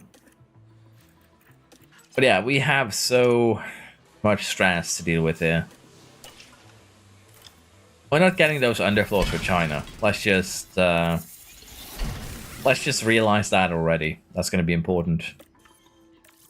I need 5 million to buy signs. Financially too, we are kind of wandering into no man's land, but I need to upgrade these buildings for future performance anyways. So yeah, life is getting rough. I'm gonna go ahead and make 3 front wings because I feel like we're gonna need to. And these alone are gonna boost us up into top 10 on low speed cornering, which is gonna be huge. And as I said, we're just gonna have to wait with making those underfloors until next weekend. I don't see any other way around it. There is no other way around it, unfortunately. Do I like coffee? Not too much. I'm not a huge coffee fan, unfortunately, Ender. Good drives and consistent upgrades if you focus short term, but if you can wait to put the focus on next year's car. The thing is, Lando, I'm trying to get this done this season. That's kind of the challenge that I put to myself. It's just if we fail to do it this season, I'll do another one. But the goal is to get this pit lane to championship done in the first year. That's going to be the main goal. What I think of meatballs, but the sauce is akavit. I would not eat that. I'm not gonna lie to you. Williams type of situation? Yeah, it is. What would be more fun to go back to? F1 24 or 23? I think 24 is better right now with all the patches. If you gave me 24 at release versus 23, probably 23. But 24 with all the patches that they've given it is probably a better game right now than 23 was. But it's kind of a shame that, again, you need half-year updates to make it good. And double check it. There we go. Underfloor complete. And as I mentioned, we can't really do anything about it because we don't have the manufacturing space. But we're going to get started here by making another side pod. And I'm going to be making a lot of designs that we aren't going to be putting immediately on the car. This compared to car 2, we are getting some of that top speed back. That's basically what we're doing now. And we're going to be making probably 3 additional this sideboard before we put it on the car. So that is a-okay. But yeah, financially, we're starting to get into dangerous waters. And I probably should stop myself, but I haven't, and that's a bit of an issue. Okay, so we voted for this. We get airflow focus changes, which means research-wise, next season is going to be fun. 22 looks so barren and old compared to 24. It's crazy. Yeah, I would think so. Thanks, because I don't know what to download again. I was thinking 23 and doing a McLaren run, but I'm not sure. Honestly, doing a McLaren in 23 sounds like fun. I'm not going to lie. Probably a little bit more challenging than doing it at 24. The aspect of it is just very strong alcohol, so no matter what you cook in it, it's not going to taste good. Unfortunately, I'm gonna have to make a pass on that one as well. Suspension design complete. Again, financially, I am in a little bit of trouble here, but we're gonna do similarly to the side pods. We are just gonna keep on developing these in order to boost the expertise levels, get more time preservation, get a little bit more top speed. I don't know why I added weight to that. It's probably me being tired. But we'll get started on this one as well. Financially, though, we are getting into troublesome waters. And it does need to be dealt with. But the best way to deal with this is honestly a couple of good results without us crashing. But considering that I had that triple incident at the start where I said, you know, crossing my fingers, all that, and we still could not keep the car on track, I am genuinely worried for the future. Now, because this is still going to be a bit of an upgrade, not really a huge upgrade, we are going to go ahead and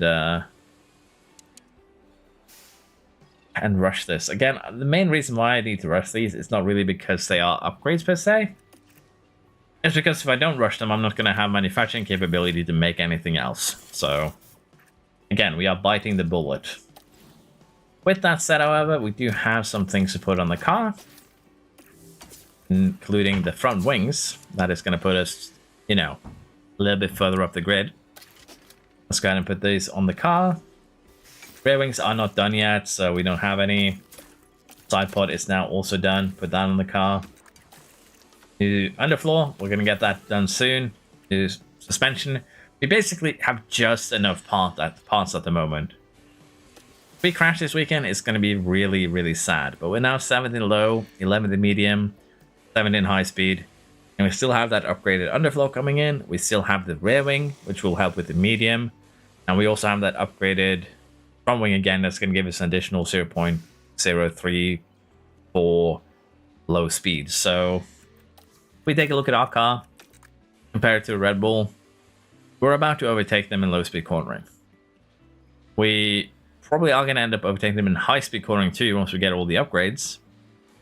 And if we get medium, catch them up in medium, we are going to start being able to fight them. Our DRS effectiveness is really bad, our top speed is really bad, but we are getting closer to being able to compete with them. And probably we're going to be able to do that in like 2 or 3 races time. I know we've been over this several times, but I'm trying to find the food that is nice cooked in it. Do I have any recommendations? No, I would not cook cheese in it either, Jasper. Financially, I'm a bit of a struggle here. Proceed to spend more money. Yeah. It's literally... I need to spend money, Lando, to make money. You know how it works. Hello, Zach. It's good. How are you doing? I'm doing good at the moment. Like, suggestion might be the one. The pain and suffering has returned. 11th and 12th on the grid. Let's see if we can breach that and score some points. Let's see if we can surpass expectations. We're just getting settled here in Shanghai. That's good, Zach. I like hearing that. Yeah, this is going to be the last race of the evening. And because it's a sprint, I'm actually going to do the setup for this one. I just need to find a cheat sheet. I don't remember the setup for China. So I'm going to go and have a look at that. Okay, 7.5, 13.5, 37, 350, and 0.35. I'll just see if simulating this is actually going to work out for us. It might not, but I'm allowed to change it before the race anyways. So I'm not too worried. We are probably going to want to change that gearbox before we do quali, because it is at 30%. And after this race weekend, we're probably going to start considering replacing the engines too. But yeah, let's just simulate through this practice session first and foremost. Glad to hear you're doing well. I'm in 2026 as Belgium. How did you do with the research sack? Did you beat the regulations? ChatGPT gave me some recommendation. They're not terrible, but ChatGPT assumes that you are going to be eating it on the side while you're drinking back of it, not boiling them. So ChatGPT is not fully there, Jasper. Welcome everyone, qualifying for this. Almost done with my own round the grid. Last team was Aston Martin. Damn, and you're quick. Surprised Aston ended up as last team though. But yeah, the AI still messed up the setup here quite horrendously. So yeah, that's not amazing. And that's also kind of why I don't bother doing the setups, because the AI will just change things to something weird. I might also be looking at the wrong track. I am not, so I'm very confused here.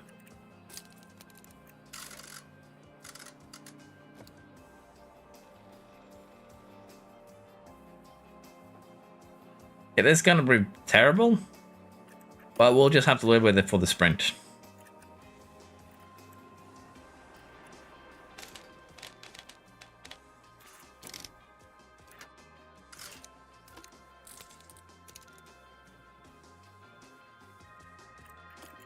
Am I looking at the wrong track? Because it feels like I'm looking at the wrong track.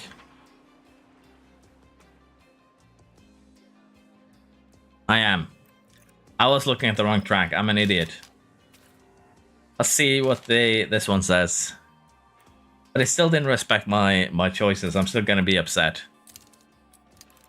Yeah, that looks a lot better. It doesn't look perfect compared to what I did, but it does look a lot better. I'm not gonna lie. So let's try that.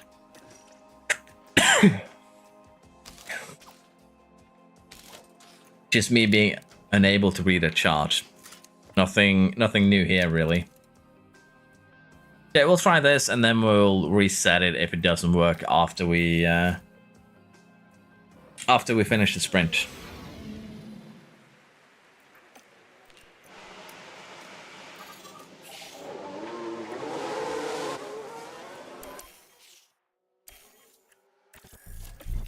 Usually we just take manual control and allow it to do its thing.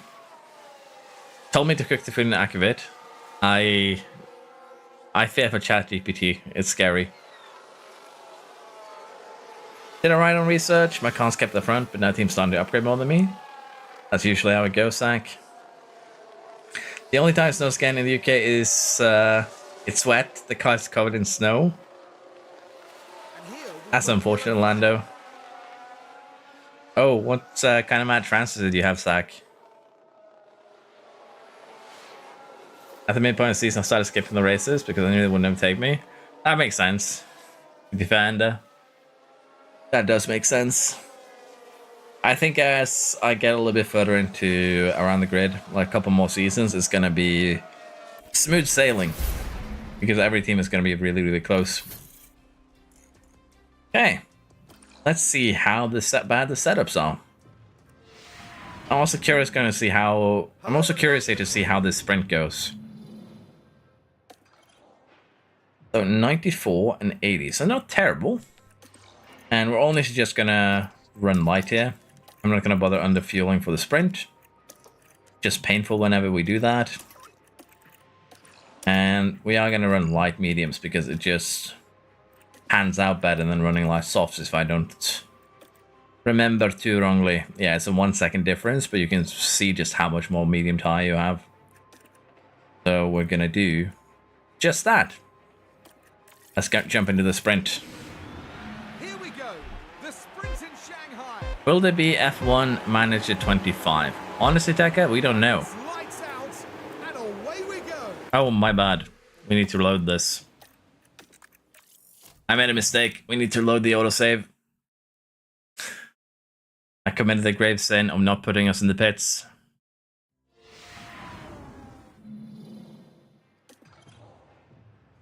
Okay, so let's get this sorted. Yeah, I don't need to put it on deploy either because we're starting the pits. Yeah, I committed the grave sin of forgetting to mess with the setups. There we go. Here we go. The sprint in Shanghai. Give me a second, Tuck, and I'll And it's lights out, respond to and away you. we go.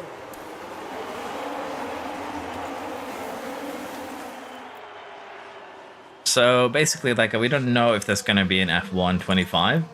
There has been rumors by basically an independent party that doesn't have much to do with Frontier that it's been cancelled. And Frontier has neither, denied or confirmed these rumors. So generally, we don't know. They have a contract until, 25. So four games. They made 3. We'll know this summer, basically. It's completely uncertain at this point. No one knows, except those who don't want to tell. Stroll and Magnussen went to Sauber, Russell to Red Bull, Gasly to Williams, Tsunoda to Aston, Sargent and Ricard has. Okay. That sounds like an interesting grid, in all honesty.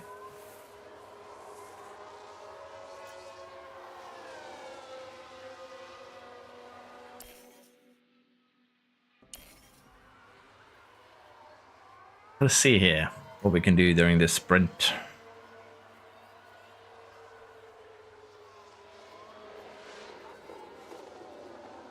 I feel like Frontier would have to release a huge upgrade to be able to be for it to be worth to get 25. Yeah. Any expectations? Honestly, I don't know what to expect at this point. They put in a lot of work, I felt, in, 24 here. So, I don't know. Planet Coaster didn't do as well as they hoped. Frontier is struggling a bit financially, kind of like we are right now in the game. So, I don't know what expectations to have. It's gotten to the point now that I've had expectations 3 years in a row for this game, and I've kind of been disappointed every year. Like, they have kind of patched into a more playable state, but let's be honest, this is what the game should have been when they released it. So, yeah, it's a bit of a weird one. I'd say temper your expectations, and that way you will not be disappointed.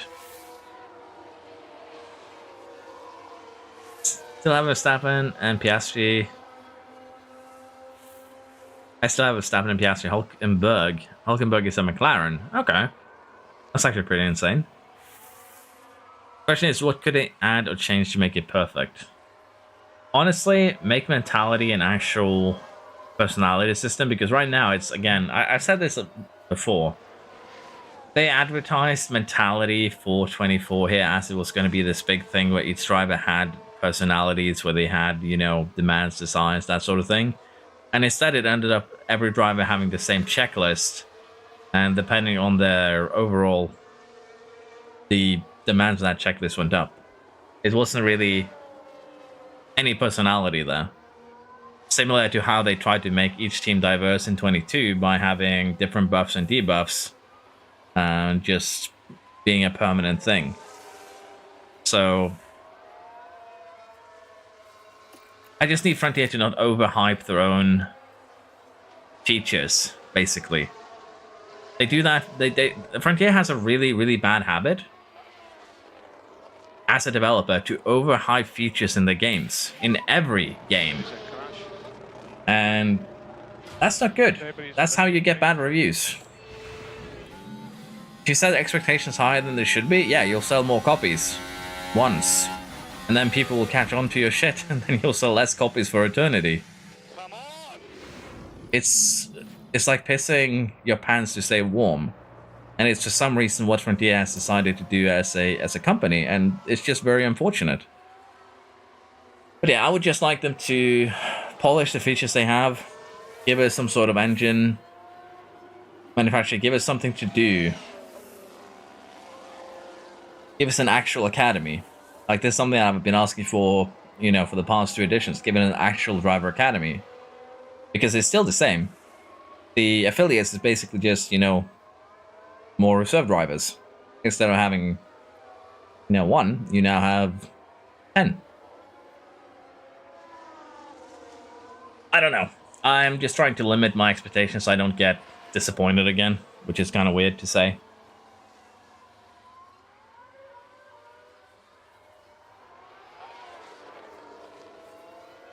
That leaving modifying the game just died for me after 100 hours of playtime. To be fair, 100 hours of playtime is decent enough. But yeah, I might just be wanting more than what the game has to offer, which is fine. 100 hours is still very, very acceptable. Alpine did have Alonso, but they dropped him at the end of 2025, and he's now an affiliate driver. Ouch. I think having a focus start to mentality like in the F1 game, yeah, there's so many different ways they could have done the mentality too. I'm getting a little bit too distracted here, my bad. Yeah, I also did forget to give Bottas a new gearbox. We'll have to try and remember to give him one for the race. Adding F2 or F3 would be insane. It would be fun. Like, it wouldn't even take that much work to add it. Like, let's be honest here, you're not going to add, going up and down divisions, F2 or F3.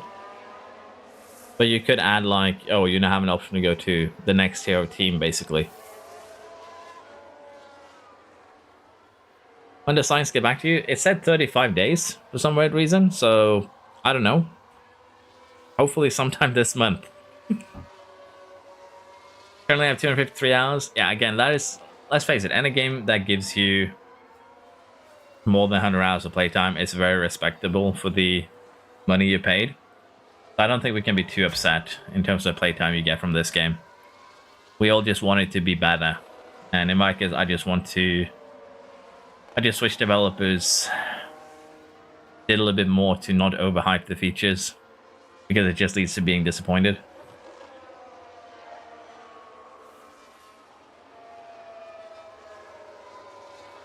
Can we afford to have any more gearboxes? Yeah, right now it's not actually a problem. Okay, Alonso, I need you to play Russell and close down that 5-second gap as Gasly spins. That's what I like to see. We are halfway through the sprint and we are, what, 20 seconds behind the lead? Yeah, we are. But we should maybe be able to get some points there. Also have Bottas move up a little bit too. Now remember, both these guys actually have the same car. Bottas has a little bit more damage to him, but you know, that's Bottas' fault. Double overtake, let's go. What is Sainz doing back here?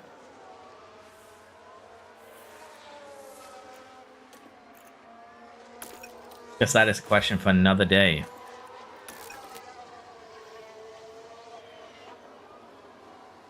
Everything about the game is great, but it's just lack of detail.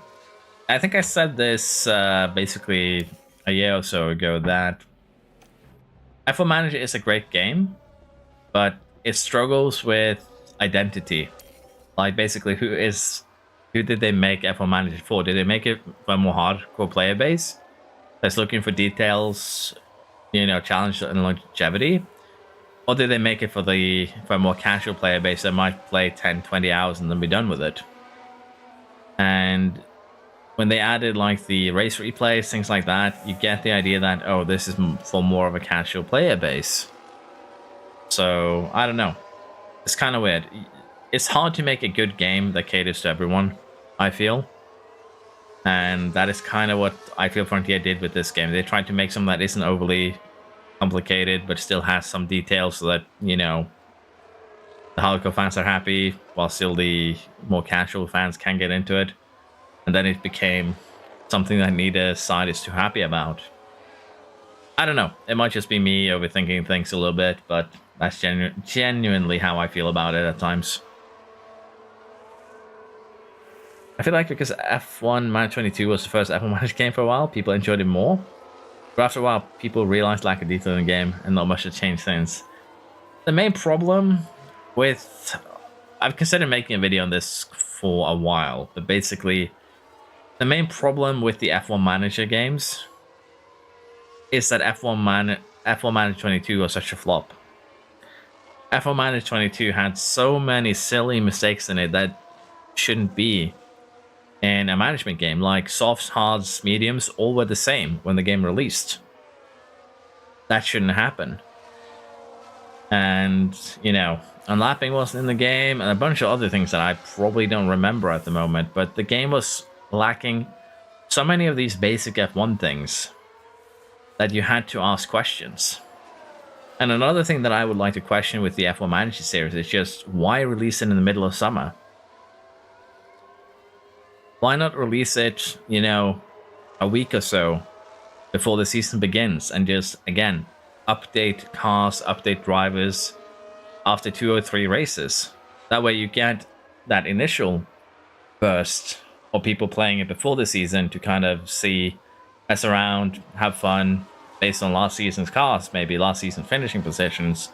And then 2-3 weeks after the start of the season, you drop an update where you update cars, basically car performance, where you update driver stats, and suddenly the players have a bit of another new game. You kind of get 2 seasons in one.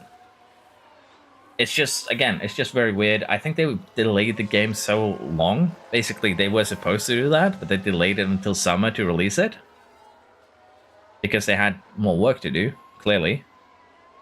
And then it just ended up being a bit of a disappointment. But yeah, I'm probably a little bit too harsh, and I'm probably going a little bit too off topic here. I think I'm going to get back into the game rather than have this kind of negative and sad discussion, I guess, with myself.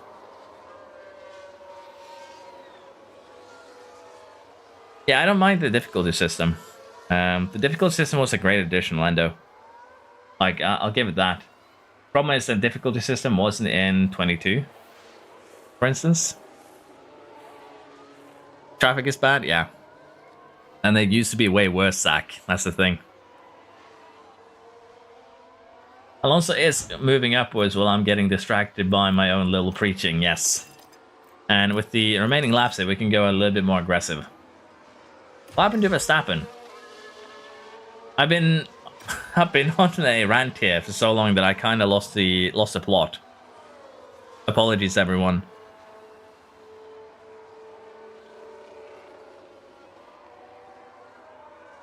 Honestly, 22 didn't even need to be this. It just needed to be better. It just needed another half a year in the oven. Release 22 as, 23 in, February, March. And they would have had a much better reception. I can guarantee you that. But yeah, it's a little bit too late to discuss such things right now, honestly. Traffic in 22 was the worst thing I've encountered. Yeah, honestly, as I mentioned, the previous games had way worse traffic. So, the game was lacking a lot of things. But the thing that still sticks with me is when Frontier, I believe it was up to 23, when they were doing streams telling you what you could expect from the game, they so proudly announced that, oh, our cars are now going to have the... Okay, thank you for the jump scare, Bottas. They proudly announced that their cars were going to have the electricity lights, basically meaning that if electricity is running through the car, there's going to be a light on it that says that do not touch, because if you touch it, you get zapped, basically, a warning light. And they said that they had added that functionality, like, oh, if you crash and your car is electrified, it's not going to have that little light blinking. And I was just like, this game better be perfect, because if you spend time on that, then everything else is done, right? And I was proven wrong on that. But it's just, again, it just showed that there's such a weird disconnect in, I want to say priorities, but let's face it, the people who coded that probably didn't spend a lot of time on it. But it's just such a weird thing for them to take up on a stream and be proud of when the game still had flaws that weren't fixed on release. So it just confused me to an enormous degree. We're gonna get Bottas some points there too, and Alonso's doing a great job at maybe catching a Red Bull. Maybe this is gonna be the weekend. Alonso's not gonna get max, he's too far ahead. We still have a battery that we can start pushing. Yeah, Verstappen is getting DRS, so that's going to be a problem. But the battery is really strong around here, and that might be enough that we might be able to cause some problems, as we have a mechanical fault from the gearbox. That's not great. Luckily, just one lap remaining. Alonso is definitely going to be able to catch up to Perez. The question is just, are we going to get the overtake done? I need to manage fuel here. That's going to be the key. The key to actually finishing this sprint. But yeah, Verstappen got help from DRS, and that definitely helped him out. Do we have enough top speed here in DRS advantage to overtake a Red Bull? Just about. Alonso gets Perez. No DRS for him. Bottas almost got Hamilton, just needed a little bit extra room. Honestly, probably would have gotten him if it wasn't for that gearbox issue, so that's my fault. But yeah, that's not a bad sprint. We could see a podium in this race if we're lucky. Nice job. And we're definitely getting more competitive for sure. Taking the back. And P8. Good job. I think F1 games released in mid-seasons, I can see all teams are doing on pace. Yeah, I agree with that, Lando. It's not really a surprise in terms of that. But again, I think it would be better to just release early season even and just have like a mid-season update. things like that. Just have more databases for the players to choose from, because you'll get more playtime. There'll be more people willing to play your game if they can choose their own scenarios, that sort of thing. But yeah, it's definitely... It's probably just me being a little bit upset over nothing. What's the pit lane challenge? Basically, every race this season, I have to start from the pit lane, and we are going to try and get a championship that way with the worst team in the game. That is basically the challenge, Calestra. It's a lot of min-maxing, and we basically now are going to try and catch Red Bull, who are leading from the pit lane every single race, every single sprint. Hello, Norris Speedster. You have a... Lando, you have a new enemy approaches. Or a new best friend, who knows. Hello there, how are you doing, Norris? Hopefully you guys will not be confused by me calling one of you Lando and the other one Norris. But yeah, good result, double points. We're gonna mess around here with Bottas as setup. So we can get a little bit of a better one.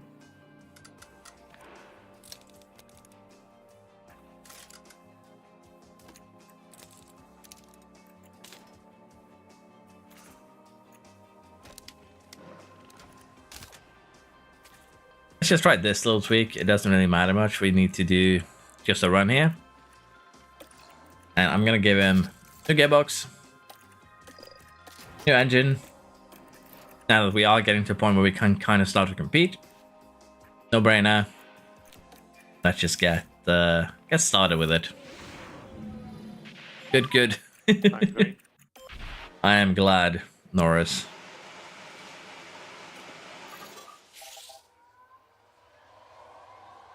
Okay, we are just going to take manual control here because we're starting from pits anyway, so we're just doing this to get the setup proper.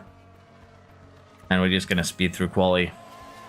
What should be in the game is live start points, when you can start a race after the start of the season, like the race replays, but a full game after. So basically starting points is what you're asking for, Jasper. Being able to... Oh, we have a red flag. Stay positive, do not overtake. No. I think he's okay, guys.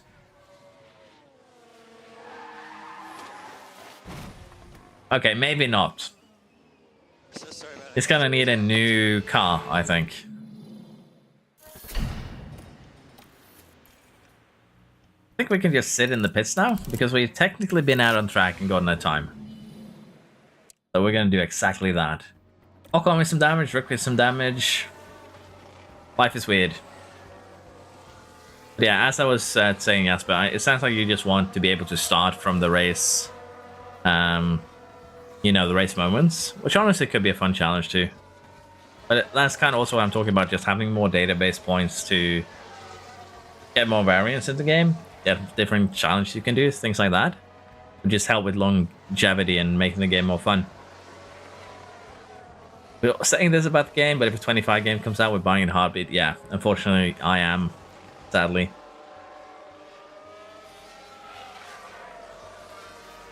The mistake corner turn 1 is an Easter egg or reference to Shoemaker's quality lap. It would not surprise me, but I think it's just more likely that they are likely to crash at that corner, unfortunately, Zach. But it would be actually amazing if it was an Easter egg. Oh, sorry, Rents. He's a Ferrari master right now. Of course, that's a coded move. Well, Science is eating some more penalties here. Okay, Paris on pole. Science second, but he's eating penalties. Hamilton is actually behind us again because we did set a time, but he never did. He just straight up crashed. Okay, 67% is not great. But we do have a chance to fix it now, so it's also not terrible.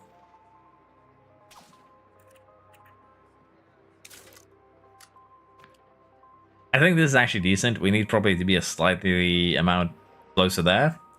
But it's close enough that I'm happy with it, so not going to bother messing with it. We do need to ruin Alonso's perfect 95 here. because, again, we need to put them into the pits. Some strategies around here could potentially do something a little bit interesting. You don't get a lot of chances to mess around with hard tires, so why not take the opportunity? But let's see here what we can do with a soft tire into a full attack hard, into a soft again, because honestly, we'll have so many softs this season that it's gonna be kind of funny.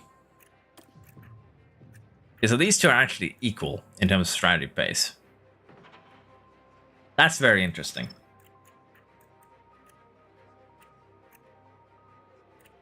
This one is actually a second quicker. I'm tempted to do this because it's funny, and also because degradation is generally lower on the hards than expected. That might still be a good one. This one might actually be insane too.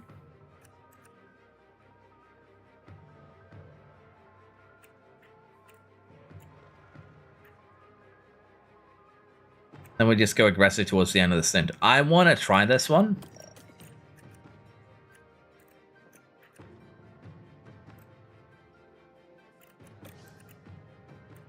Funny thing is, this one's actually quicker. But I definitely think we can make up the time because you can push the mediums a lot harder. So let's try no soft strategy for once in my life. Just this one time. First got mode confirmed, yeah. The 25 game gets cancelled. I'm hoping they at least add an update 24 game with new transfers. Honestly, if 25 is cancelled, I think we'll be getting a DLC. With, you know, transfer updates, things like that. Because that feels like something Frontier would do. Let's give a DLC with maybe one or two new features that they tack on 25 and an updated, you know, database for the 25 season. I think that might be something that we would be getting. But it's kind of hard to, you know, hard to know. We'll just have to wait and see. Okay, I think we are ready to start this final race of the evening. Well, it's great to have you. The excitement is building here in Shanghai. It's quicker, but it's more fun. Yeah. And it's lights out. Hello, And did you away watch we go. F1 sim racing? I watched some sim racing. Look, we have a friend. We made a friend. I didn't expect this.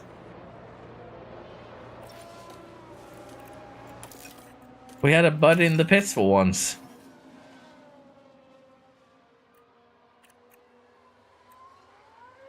But yeah, we're just gonna try and manage our way to the top, hopefully. In terms of watching sim racing, I watch some. I don't watch a lot, and it's generally when I have free time. So it's been probably 3 or 4 months since I watched some. But every now and again, I do end up watching either sim race on just YouTube, or sometimes when it pops up in my feed. I don't follow the sim racing scene, however, Jonas. It's more of a, I'll watch it if I run into it thing. Single player on PC on F1 Manager, what mods would I recommend? Well, Extended UI is a pretty good one if you're new, because it basically takes this race information UI over here and extends it, meaning that you get more information on each tab. That can be very, very good for keeping up with everything. But apart from that, there isn't really many mods that change functionality. I released a video on it today, but generally you'll have mods that change liveries, that change how, you know, things look. But there isn't really anything that changes a game to make it really easier or harder, except for the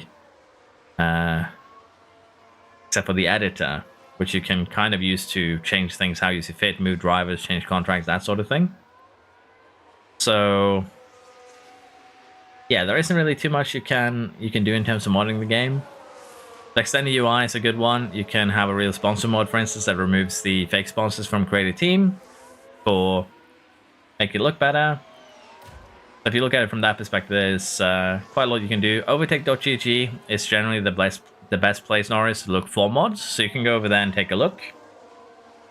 But yeah, in terms of new players, there isn't really anything you need to change the game in a huge manner.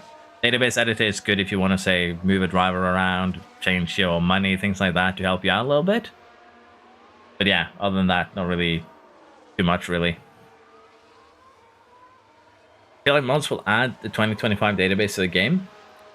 I know that the guy who made the database editor, Nax, is working with a team to make a 2025 DLC / mod. So there is a gang of, I think it's 5 people, 5 pretty decent modders out there who are trying to make exactly what you are describing, Lando. So we'll probably get some sort of mod about the 25 season in the future, probably closer to probably in a couple months' time, maybe sooner. But there are, as I mentioned, people who are working on that. I'm looking forward to seeing what they actually end up making. And also, if I'm not mistaken, the database editor, the offline one, has actually gotten an online version today. So I'll go and check exactly where you need to, what the address is for that one. But if I'm not mistaken, the offline editor got an online version today, and that means I need to upload, or rather change the video that I made immediately. Which is kind of funny. I'm on PS4, so I will just have to suffer with whatever Frontier gives me. Yeah, that's a little bit unfortunate. There would be 2025 cars one that I will get 100%. Yeah, there's definitely livery mods on there. Lando or Norris for sure. The UI one is pretty decent, yeah. So far, we're actually doing pretty good. We are moving forwards here, 6 laps into the race here. You don't really need to use any energy or anything like that. Alonso is just doing short work of everyone. And already we have a huge tire advantage. Hulkenberg's down to 57. He must have started on all the tires looking at everyone else here. Ocon and Alpine having a mechanical fault. Name a more iconic duo. I had the quarter patch.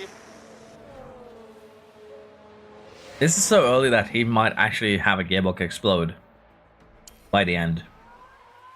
That would actually be kind of wild if that happens. Okay, Bottas, I'm going to give you some energy here. We need to move you forwards a little bit. You're in a DRS train. It's not a good place to be.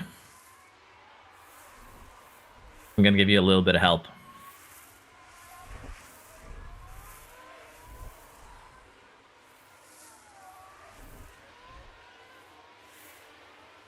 There are 2 database editor Norris. There is one that is save.f1setup.it. Basically, you take your save game, you upload it to the site, you make your changes, you download the save and put it back in the save file. And there's also another database editor that gives you a little bit more, a few more options, if you will. And that one used to be only offline, but it has gone an online component today.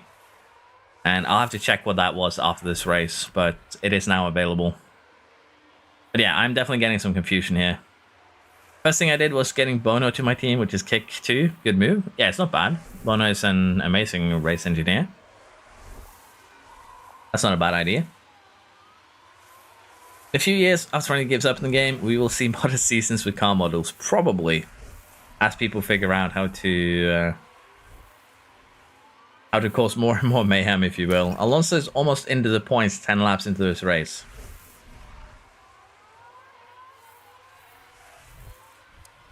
They're still pissed up, however, behind the leaders, and that's kind of the problem here. It just takes so long to get through traffic.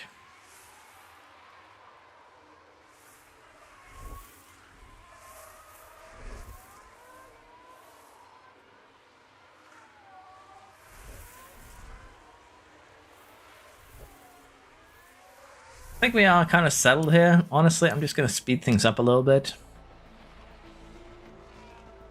Will I make a video on that database editor? I'm actually going to sit down tonight once I'm done with this. And it'll be out tomorrow around 6 PM my time, which would be in well, basically the same time as I released today's video. So I'll be going over what that database editor can do, how we can mess with it, and just generally some tips and tricks. Apparently also we've had another kind of rebalance of the difficulties on that editor, unless I was mistaken. I'll talk it a little bit with Nax. So I'll probably also be testing out that in future to figure out which difficulties are good to combine with each other. We'll join Discord as well to see notification there. Thank you, appreciate it. Let us move Bottas forwards a little bit. He too is stuck in the Ricciardo train here. Nice. Deploy is just so nice to just get overtakes done. It always feels good when you just press deploy and you see your car fly past. It feels good. Okay, are we still losing time to the front? Not really. They are also starting to pit while we're staying out. So we still have plenty of time here to chill. Has Floof's team had one good result in stream for a while? Probably not. Not even in videos, to be fair. Alpine is a cursed existence for some reason in this game. Damn, hey Floof, good morning, I think. Or good night, depending on if you've been out partying or not. Hello there, Floof, how you doing? I love the second someone starts slightly bad-mouthing Alpine, you pop up. 6:30 in the morning, yeah, that sounds right.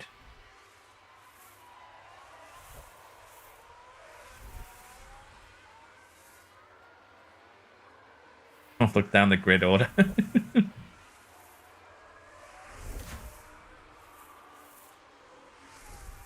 Yeah, how are we doing? Peak confidence is what we like to see. This is also something that is important to manage for new players. Confidence can give you a pretty significant stat boost. And driver stats are incredibly important for how quickly your drivers can drive in a circle around the track.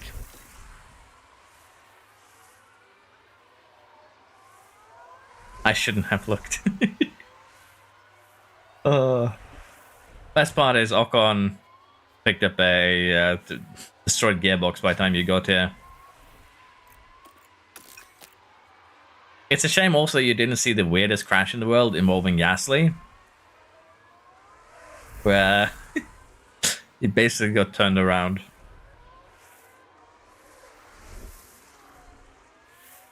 Lando's P1, so I'm not complaining. Yeah, that's not what you want to say. Oh, go on, Bottas. Catch Verstappen. Nah, Verstappen has pitted onto a hard tire. Okay. Go on, Tsunoda. Be the menace you know you can be. But you can see already everyone else has destroyed their tires quite a bit. So I'm wondering exactly how this is going to pan out. This could be amazing or it could be absolutely horrible. And we'll have to wait and see which one it is. For Bottas, he's just going to kind of manage. But for Alonso, we're going to have to go full attack very, very soon. Probably in the next couple of laps. So Piastri is kind of chilling. Everyone is now pitting. Except for the pastry. And with 5 laps until we need to pit, I think this is when we go attack. Get by the pastry. Start trying to create a little bit of a gap there. Verstappen has already caught up to us. Look at that. Verstappen is right behind us here. We don't have that much of a tire difference compared to him, so honestly, staying with him would work. But I don't know how viable that is. If we can stay with him, because he's still going to be very, very quick.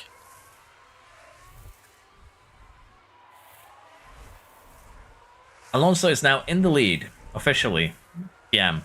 As I see 3 cars running side by side here, Bottas holding up Norris, Perez, and Stroll. That is what we like to see, however. Norris gets that last podium place back immediately. Let's be honest here, we're not really pulling Verstappen along. If anything, we're just kind of heating up Verstappen's tire, causing a little bit of damage to them. I'm still happy where we are.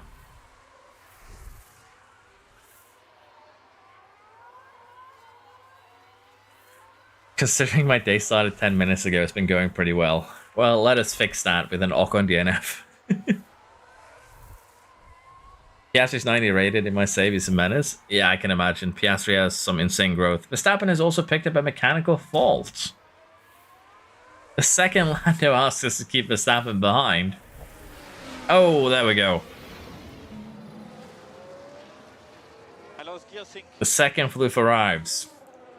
Ocon's car explodes and decides it does not want to try anymore.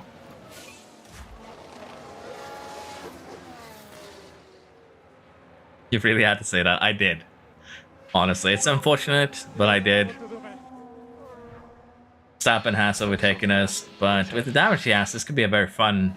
This could become very fun and interesting. Gap 5.4. Is he pitting or is he going? Nah. Don't cause a safety car. Please, I beg of thee.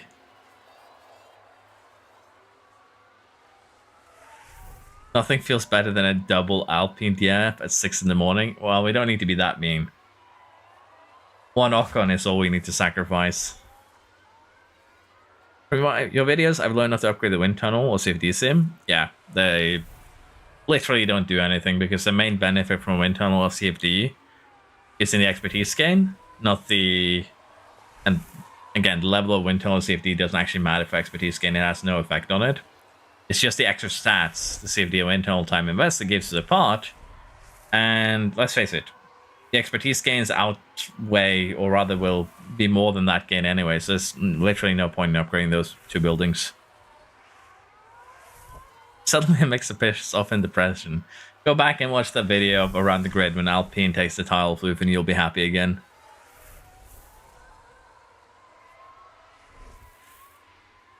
It's just the fact that Ocon DNF'd David that he doesn't like. Very classic floof, in other words. Okay, so Alonso is falling backwards now. It's kind of to be expected. We've run these mediums into ground. The others are on fresher tires. We are still keeping up somewhat. But yeah, for us to win a race, we're going to need to have about 20-second gap or 20-second advantage over the cars in front, because that's generally how much it's going to take us in terms of pace to catch up to them. We have another attendee that has decided to leave the stadium. Apparently in a very bad timing too. We can save 3 seconds by pitting and a virtual safety car. Do we need to? Maybe, maybe not.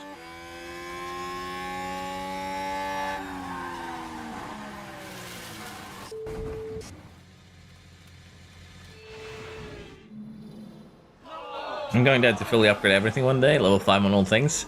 Keep in mind, Corey, that building upkeep does go in a cost cap, so that might be a bad idea. They should be soon. Copy. Alonso's tires are dead. I would box. Yeah, I'm planning to box him, Sag. It's just that when we got the message for the VSC, he was already basically getting down the main straight. So we didn't actually get the chance to box him on this one. We'll have to just hope the VSC lasts long enough for us to box now. So boxes. So where we're going to come out, 22 seconds. We are going to come out around Piastri, actually. And we're going to have a pretty decent tire advantage over everyone ahead of us. So, yeah, not bad. For Bottas, honestly, we still need to stay out. We'll just go full attack once the virtual safety car ends. And I do this just to play safe with the hard tires.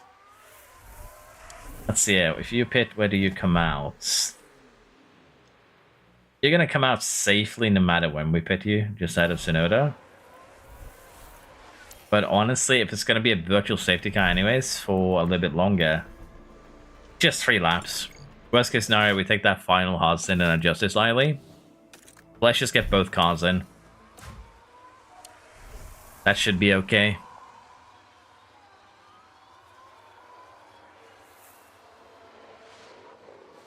It will happen one day for sure, Corey.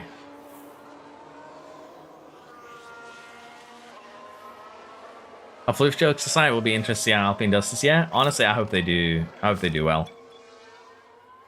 Was that the 19th fastest pit stop? Was that what I saw?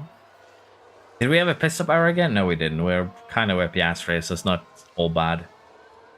I'm getting pit stop PTSD. Ending now.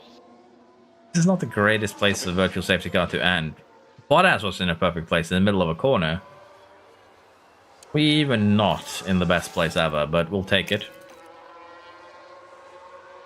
Play a little bit here for Alonso, see if we can catch up to Piastri.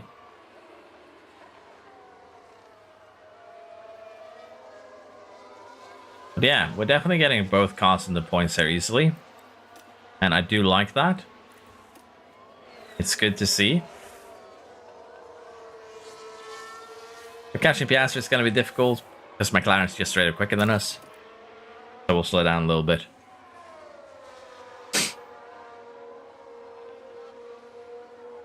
Just a chance to save fuel, yeah. Couldn't ask for a better safety car. It was pretty good, yeah. I'm assuming F1 Manager 25 won't be released. We still don't have any official news there from Frontier. I'm good. We're just gonna have to wait and see. They haven't said denied it. They haven't, you know, said they won't be. We just don't know at this point. At least our friendship is getting stronger.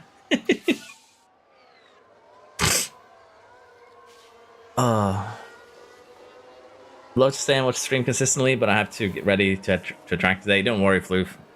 Once I'm done with China, I'm gonna end the stream anyways. But I appreciate it.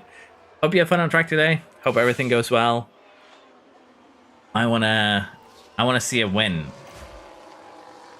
I wanna see you come back with a win for Alpine. That's what I demand. Yeah, we are going to just chill a little bit here because right now we have the hard tire and we are going to try and use them best of our ability. 38.4. It's not great compared to the time of everyone ahead of us,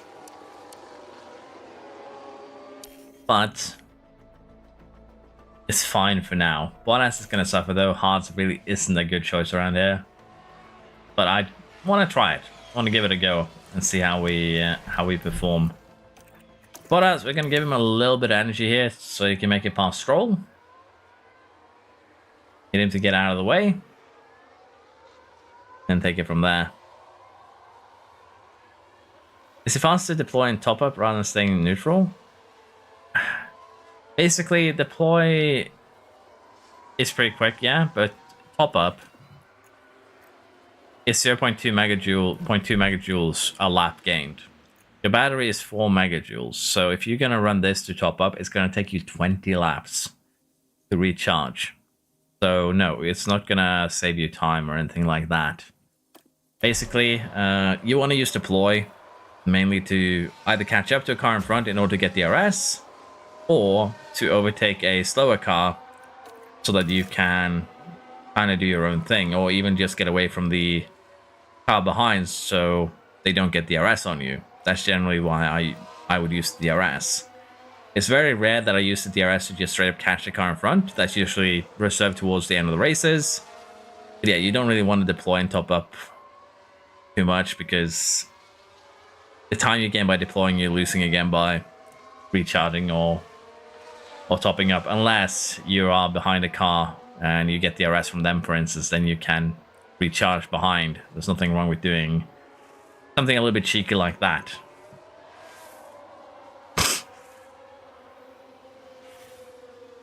The fact there's a reality of a Colapinto might drive for Alpine.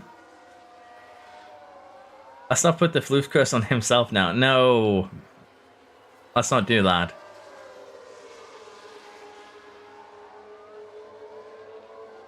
Well, as a reward for me and my dad completely renovating the canteen, someone's looking over my car and providing optimal setup. That sounds interesting. Well, you're gonna have the perfect cart, I hear. So you're coming back with the win, yes? I wish you luck in your karting today, Floof. I hope you have fun.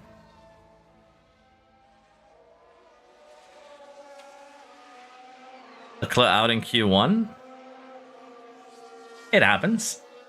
Sometimes you are the one that blocks the AI. Sometimes you are the traffic.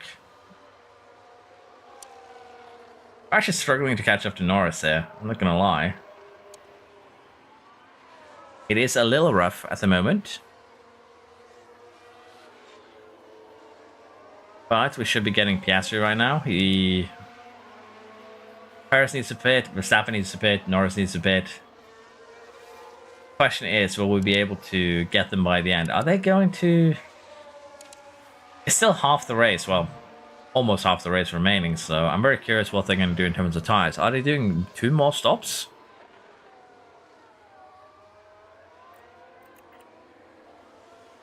Because the medium is going to be absolutely destroyed by the end of its stint. So, I have some questions. It's the best way I can phrase this.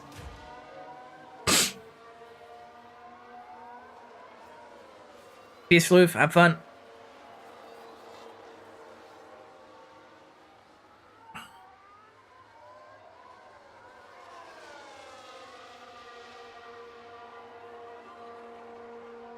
Okay, Perez is now pitting. I'm actually kind of curious. What is Perez going to? That's a hard tire. Does Verstappen have another hard tire? I don't think he does. So, yeah, this is going to get very, very interesting towards the end of this this race. Well, that's a little bit of deploy here. See if we can get past the Mercedes. Gonna allow him to keep on deploying here because I don't want to pull Russell along. He has pretty much destroyed mediums. I don't want to help him. I don't want to help him catch up to, you know, the cars ahead. If I can avoid it. Looks like no, Russell is pushing though, so we aren't really going to be able to pull this off. But it is looking decent right now.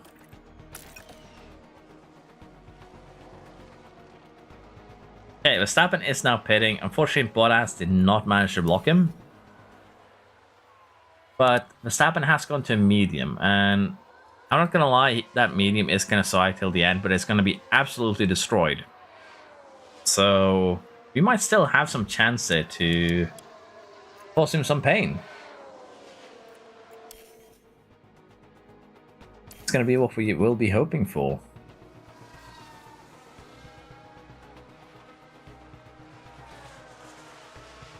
There isn't really much for me to do right now other than just wait for the pit stops to happen. So that's exactly what we're doing. Verstappen is catching us. Norris pitted. Sainz pitted.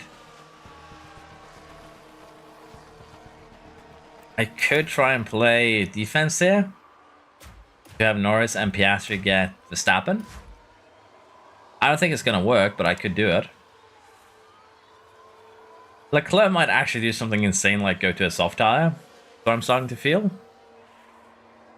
That could be a bit of an issue.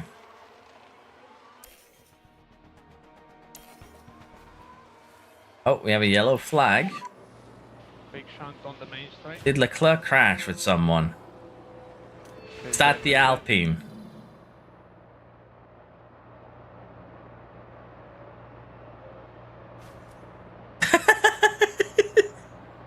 What is it with Gasly just getting bullied out of the way? As for the team back, That's basically the same thing that happened in Japan. Verstappen just drives in the back of him. Now Leclerc did the same. Like, what is that stupidity? That is actually insane. I don't know what to say. Are we gonna get a penalty for Leclerc? No. I love Leclerc is just straight up driving to the back of someone and just not be penalized for it. At least Floof left before it happened. Floof is gonna rewatch this and realize the second he walked out the door, the Alpine got bullied. Like, it's actually insane that it even could happen. Is some more Alpine bullying? No, it's Danny Rick this time around. For now, I think we're just gonna go a little bit longer on this hard tire. As long as we can stay with Verstappen, it's actually acceptable. Because Verstappen is using his tire, and tire advantage towards them would be great.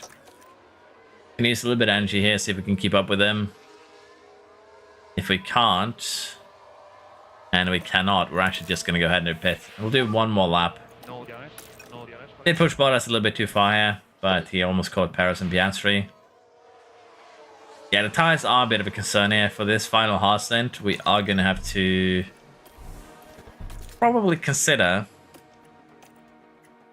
running aggressive and pitting basically like this. How would putting you on a soft stint actually look? It would actually look a lot better than putting him on the hard. As you can see, this is 3 seconds quicker. So yeah, avoid hards, use light soft instead. It's literally the same thing. The soft is just going to be quicker. So I probably should have done the same here for Alonso, put him on a light soft. It would have been way better, but yeah, the little voice in my head told me that do it, it would be funny.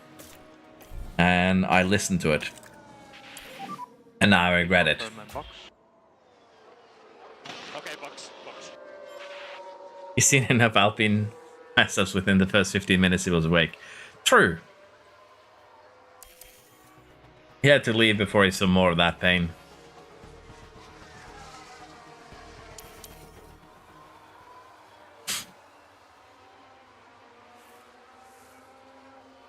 Okay. I'm begging you, clean stops, please. 1 clean stop. 2 clean stops. Okay, that is good. Leclerc just pitted. He was running first. Sainz is probably a bit concerning here. Gasly needs to pit, Perez, Norris. Podium is probably a little bit out of reach here. But I think we can catch Piastri, I think we can catch Perez, and if we do that, we're actually going to be pretty well off. So let's just speed things up a little bit here. There isn't really much I can do right now anyways. Piastri pits, that looked very slow to me. As a result, he's now behind Bottas. Takes a little bit of time to get temperature in, but it's honestly better because, again, we will be getting all this time back with the tire we've saved. Okay, Sainz had a bit of a spin. Bit unfortunate for him, bit lucky for us. Yeah, there isn't really much we can do right now. Last lap, 36.9s. We're slower than Norris and Verstappen, that's fine. We are gaining almost a second on Perez. Gaining quite a lot on Sainz. 36.6 without DRS, so it's actually looking pretty decent. Bottas is going to be fighting Piastri a little bit here. There's nothing really can do about that. We just need to try and have more tire than he does at the end. So that's kind of what we're doing, building tire advantage. They're going to be switching back and forth a bit. But apart from that, again, not really much we can do.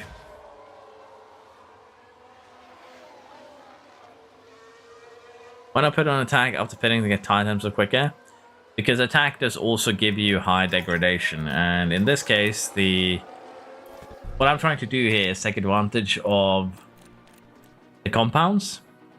Basically, degradation here is pretty big, so each lap you lose about 0.03 seconds. If you run attack, that goes up quite a bit more because you did great quicker. So basically, we now have probably a tenth, maybe 2/10 advantage over the cars around us. And as the laps tick upwards, that advantage is just going to get bigger.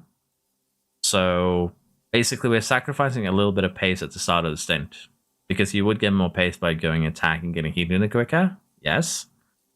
But we get more time over the course of the full stint by sacrificing that little bit of cooling, or rather heating time, to keep degradation low. So it's on some tracks, particularly low deg tracks, like super low deg tracks, like say Belgium. That's going to be really, really good. But right here, right now, I'm perfectly fine with having colder tires and taking a little bit slower in order to build tire advantage. We kind of need to try and get every advantage we can get. And in this case,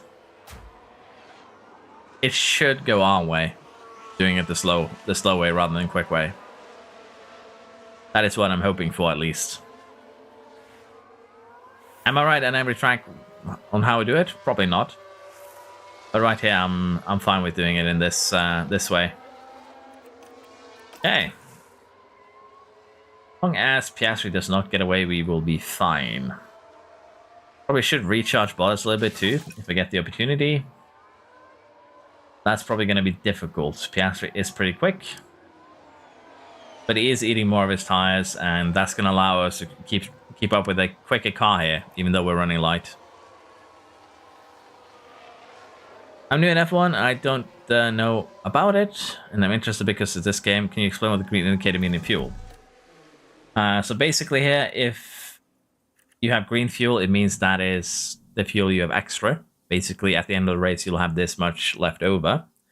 If it's a red number, it means you need this. You need to save this much fuel in order to actually get to the finish line. If you have a red number, it means your car does not actually have enough fuel right now to get to the finish line.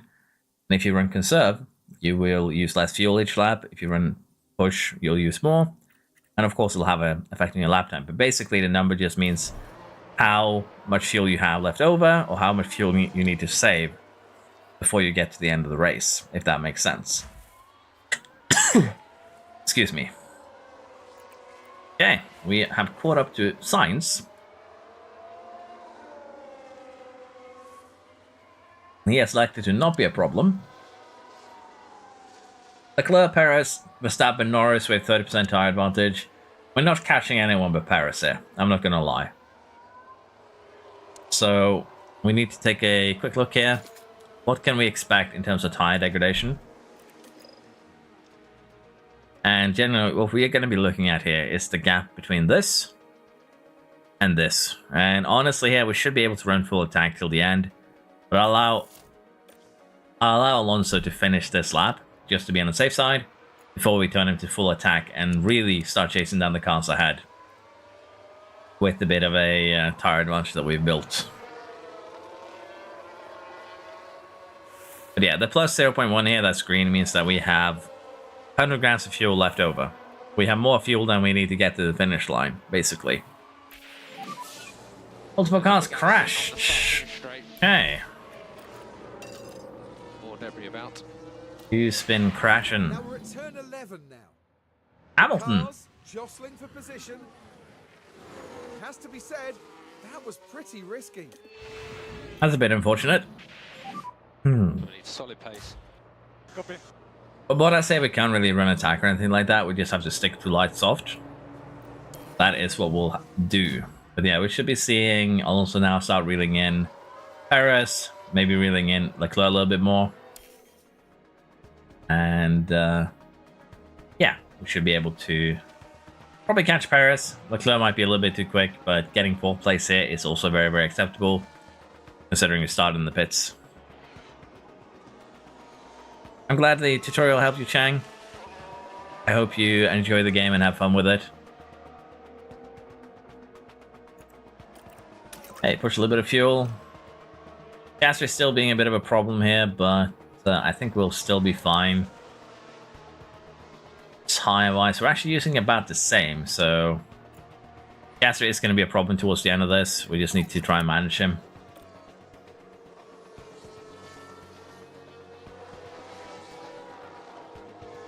Now that I'm home, I can really relax and enjoy. Good to hear. Good to hear. Okay, let's check lap times. 35.4. We are over 2 seconds quicker than Perez. 1.5 seconds almost quicker than Leclerc. As you can imagine here, we should be able to reel them in before the end of this. It's 5 laps. We gained 3 seconds on Perez that lap. We gained 2 seconds on Leclerc. There is 6 seconds to be gained. We could see Alonso actually catching Leclerc here too. Bottas has in meantime caught Sainz while I wasn't paying attention and actually gotten DRS down the straight here. And with Sainz being stuck behind the Haas, we just got a free gap. We'll take that. I love when you get freebies. Alonso has caught up to Perez here. We need to clear him immediately. Because if we do not, then there's no chance of us catching Leclerc. I'm going to be perfectly honest there. We need to clear him. We've already lost a second there just from being stuck behind. As can imagine, that's pretty painful in our hopes here to catch Leclerc. That's also why we're deploying A, to get away from Perez, but also because I need to catch Leclerc here a little bit quickly.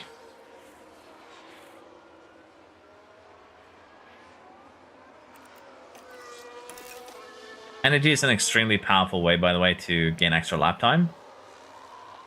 So now that we're in free air here, let's see if we can close down that gap. Just a little bit of extra fuel. We still have a lot of energy. There's still a lot of laps remaining. I think we'll have one chance to attack here, if I'm not mistaken. 1.4 seconds gained. 3 laps remaining. We are going to end up with one chance to attack Leclerc here. Bottas is honestly kind of fine. And I am going to turn him up to attack very, very soon. Gasly's tires are way worse than us, so we'll just put him to attack to be on the safe side. And unfortunately for Alonso, I think Leclerc is pushing now. Yeah, he had very similar lap time. He actually extended the gap, if you will, a little bit more. So he's also pushing right now.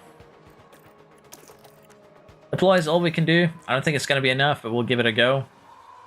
Gasly now has a mechanical fault to Flu's frustration, if you will. I'm so happy that my suggestion was interesting enough for you to try out. Yeah, I was considering doing something similar, but yeah, doing it with Sauber is quite fun, Corey. I appreciate your suggestion. It's really, really good. Hi, I love watching your tutorial videos while I work. It helps me learn what I can to make my team better in F1 Manager. I'm glad you enjoyed them, Jerome. Thank you for watching. Yeah, there is a guide playlist for... There's a playlist having basically all my guides for F1 Manager 24. You can go through that playlist, have a look at what you want to learn about, and should be guides covering basically everything. One thing I'm struggling with is trying to win the best pit stop. My best is constantly 6 or lower every season, and a suggestion to make it better. If you're talking about pit stop time, it's just doing as much gym as possible. Lando Norris wins it. He's first And over the line. also making sure that you have a good sporting director, because the cap, if you will, the maximum amount of skill that your pit crew can get is directly related to your sporting director stats. So you might just not have a sporting director that is good enough. If you do, it's just doing more gym time, basically. Yeah, we ended up 4th and 6th. I think that is a acceptable improvement. And I think we'll be able to start fighting a little bit more in the future. We are still 20 seconds behind the winner. But just 4 seconds off the podium. I'll take that. So I'm looking forward to continuing this. Probably tomorrow is what I'm hoping for. And Valtteri Bottas didn't disappoint. The Finn demonstrating his incredible talent. There wasn't too much expectation on them today, but they fought hard and found... Wasn't too much expectation on them. I also love that the focus was on Bottas, who came 6th, rather than Alonso came 4th. But yeah, 100 points right now for Verstappen. We are 75 points behind. Pretty good races, and we closed that down. Constructors got to be a different deal, though. 140-ish points behind right there. We're now the 4th team there. So progress has been made. I can't be too upset about that. Hello, Gibson. How you doing? Unfortunately, I just finished what is going to be the last race for tonight. And with that, probably going to continue tomorrow. We also have accepted contract now. Carlos Sainz I'll deal with that tomorrow, honestly. But yeah, looks like we do have a fairly good thing here. Now, before we go, I am gonna go ahead and share with you the database editor that used to be offline. It is now online. You can go and have a look at it. I'll be making a video of it probably tomorrow. I'll go over some of the functionality, how you can tweak your difficulty, things like that. What everything also means in terms of tweaking your difficulty. But yeah, that will be a video for tomorrow. I'm also a little bit unsure exactly when I'll stream tomorrow. I'll try and get something sorted tonight or tomorrow morning, because I went a little bit longer tonight than I actually expected. I'm not gonna lie. But yeah, thank you very much for watching. Hope you enjoyed. Thank you very much for being here again. I do appreciate it. And I hope to see you next time. Good night, everyone. Bye-bye.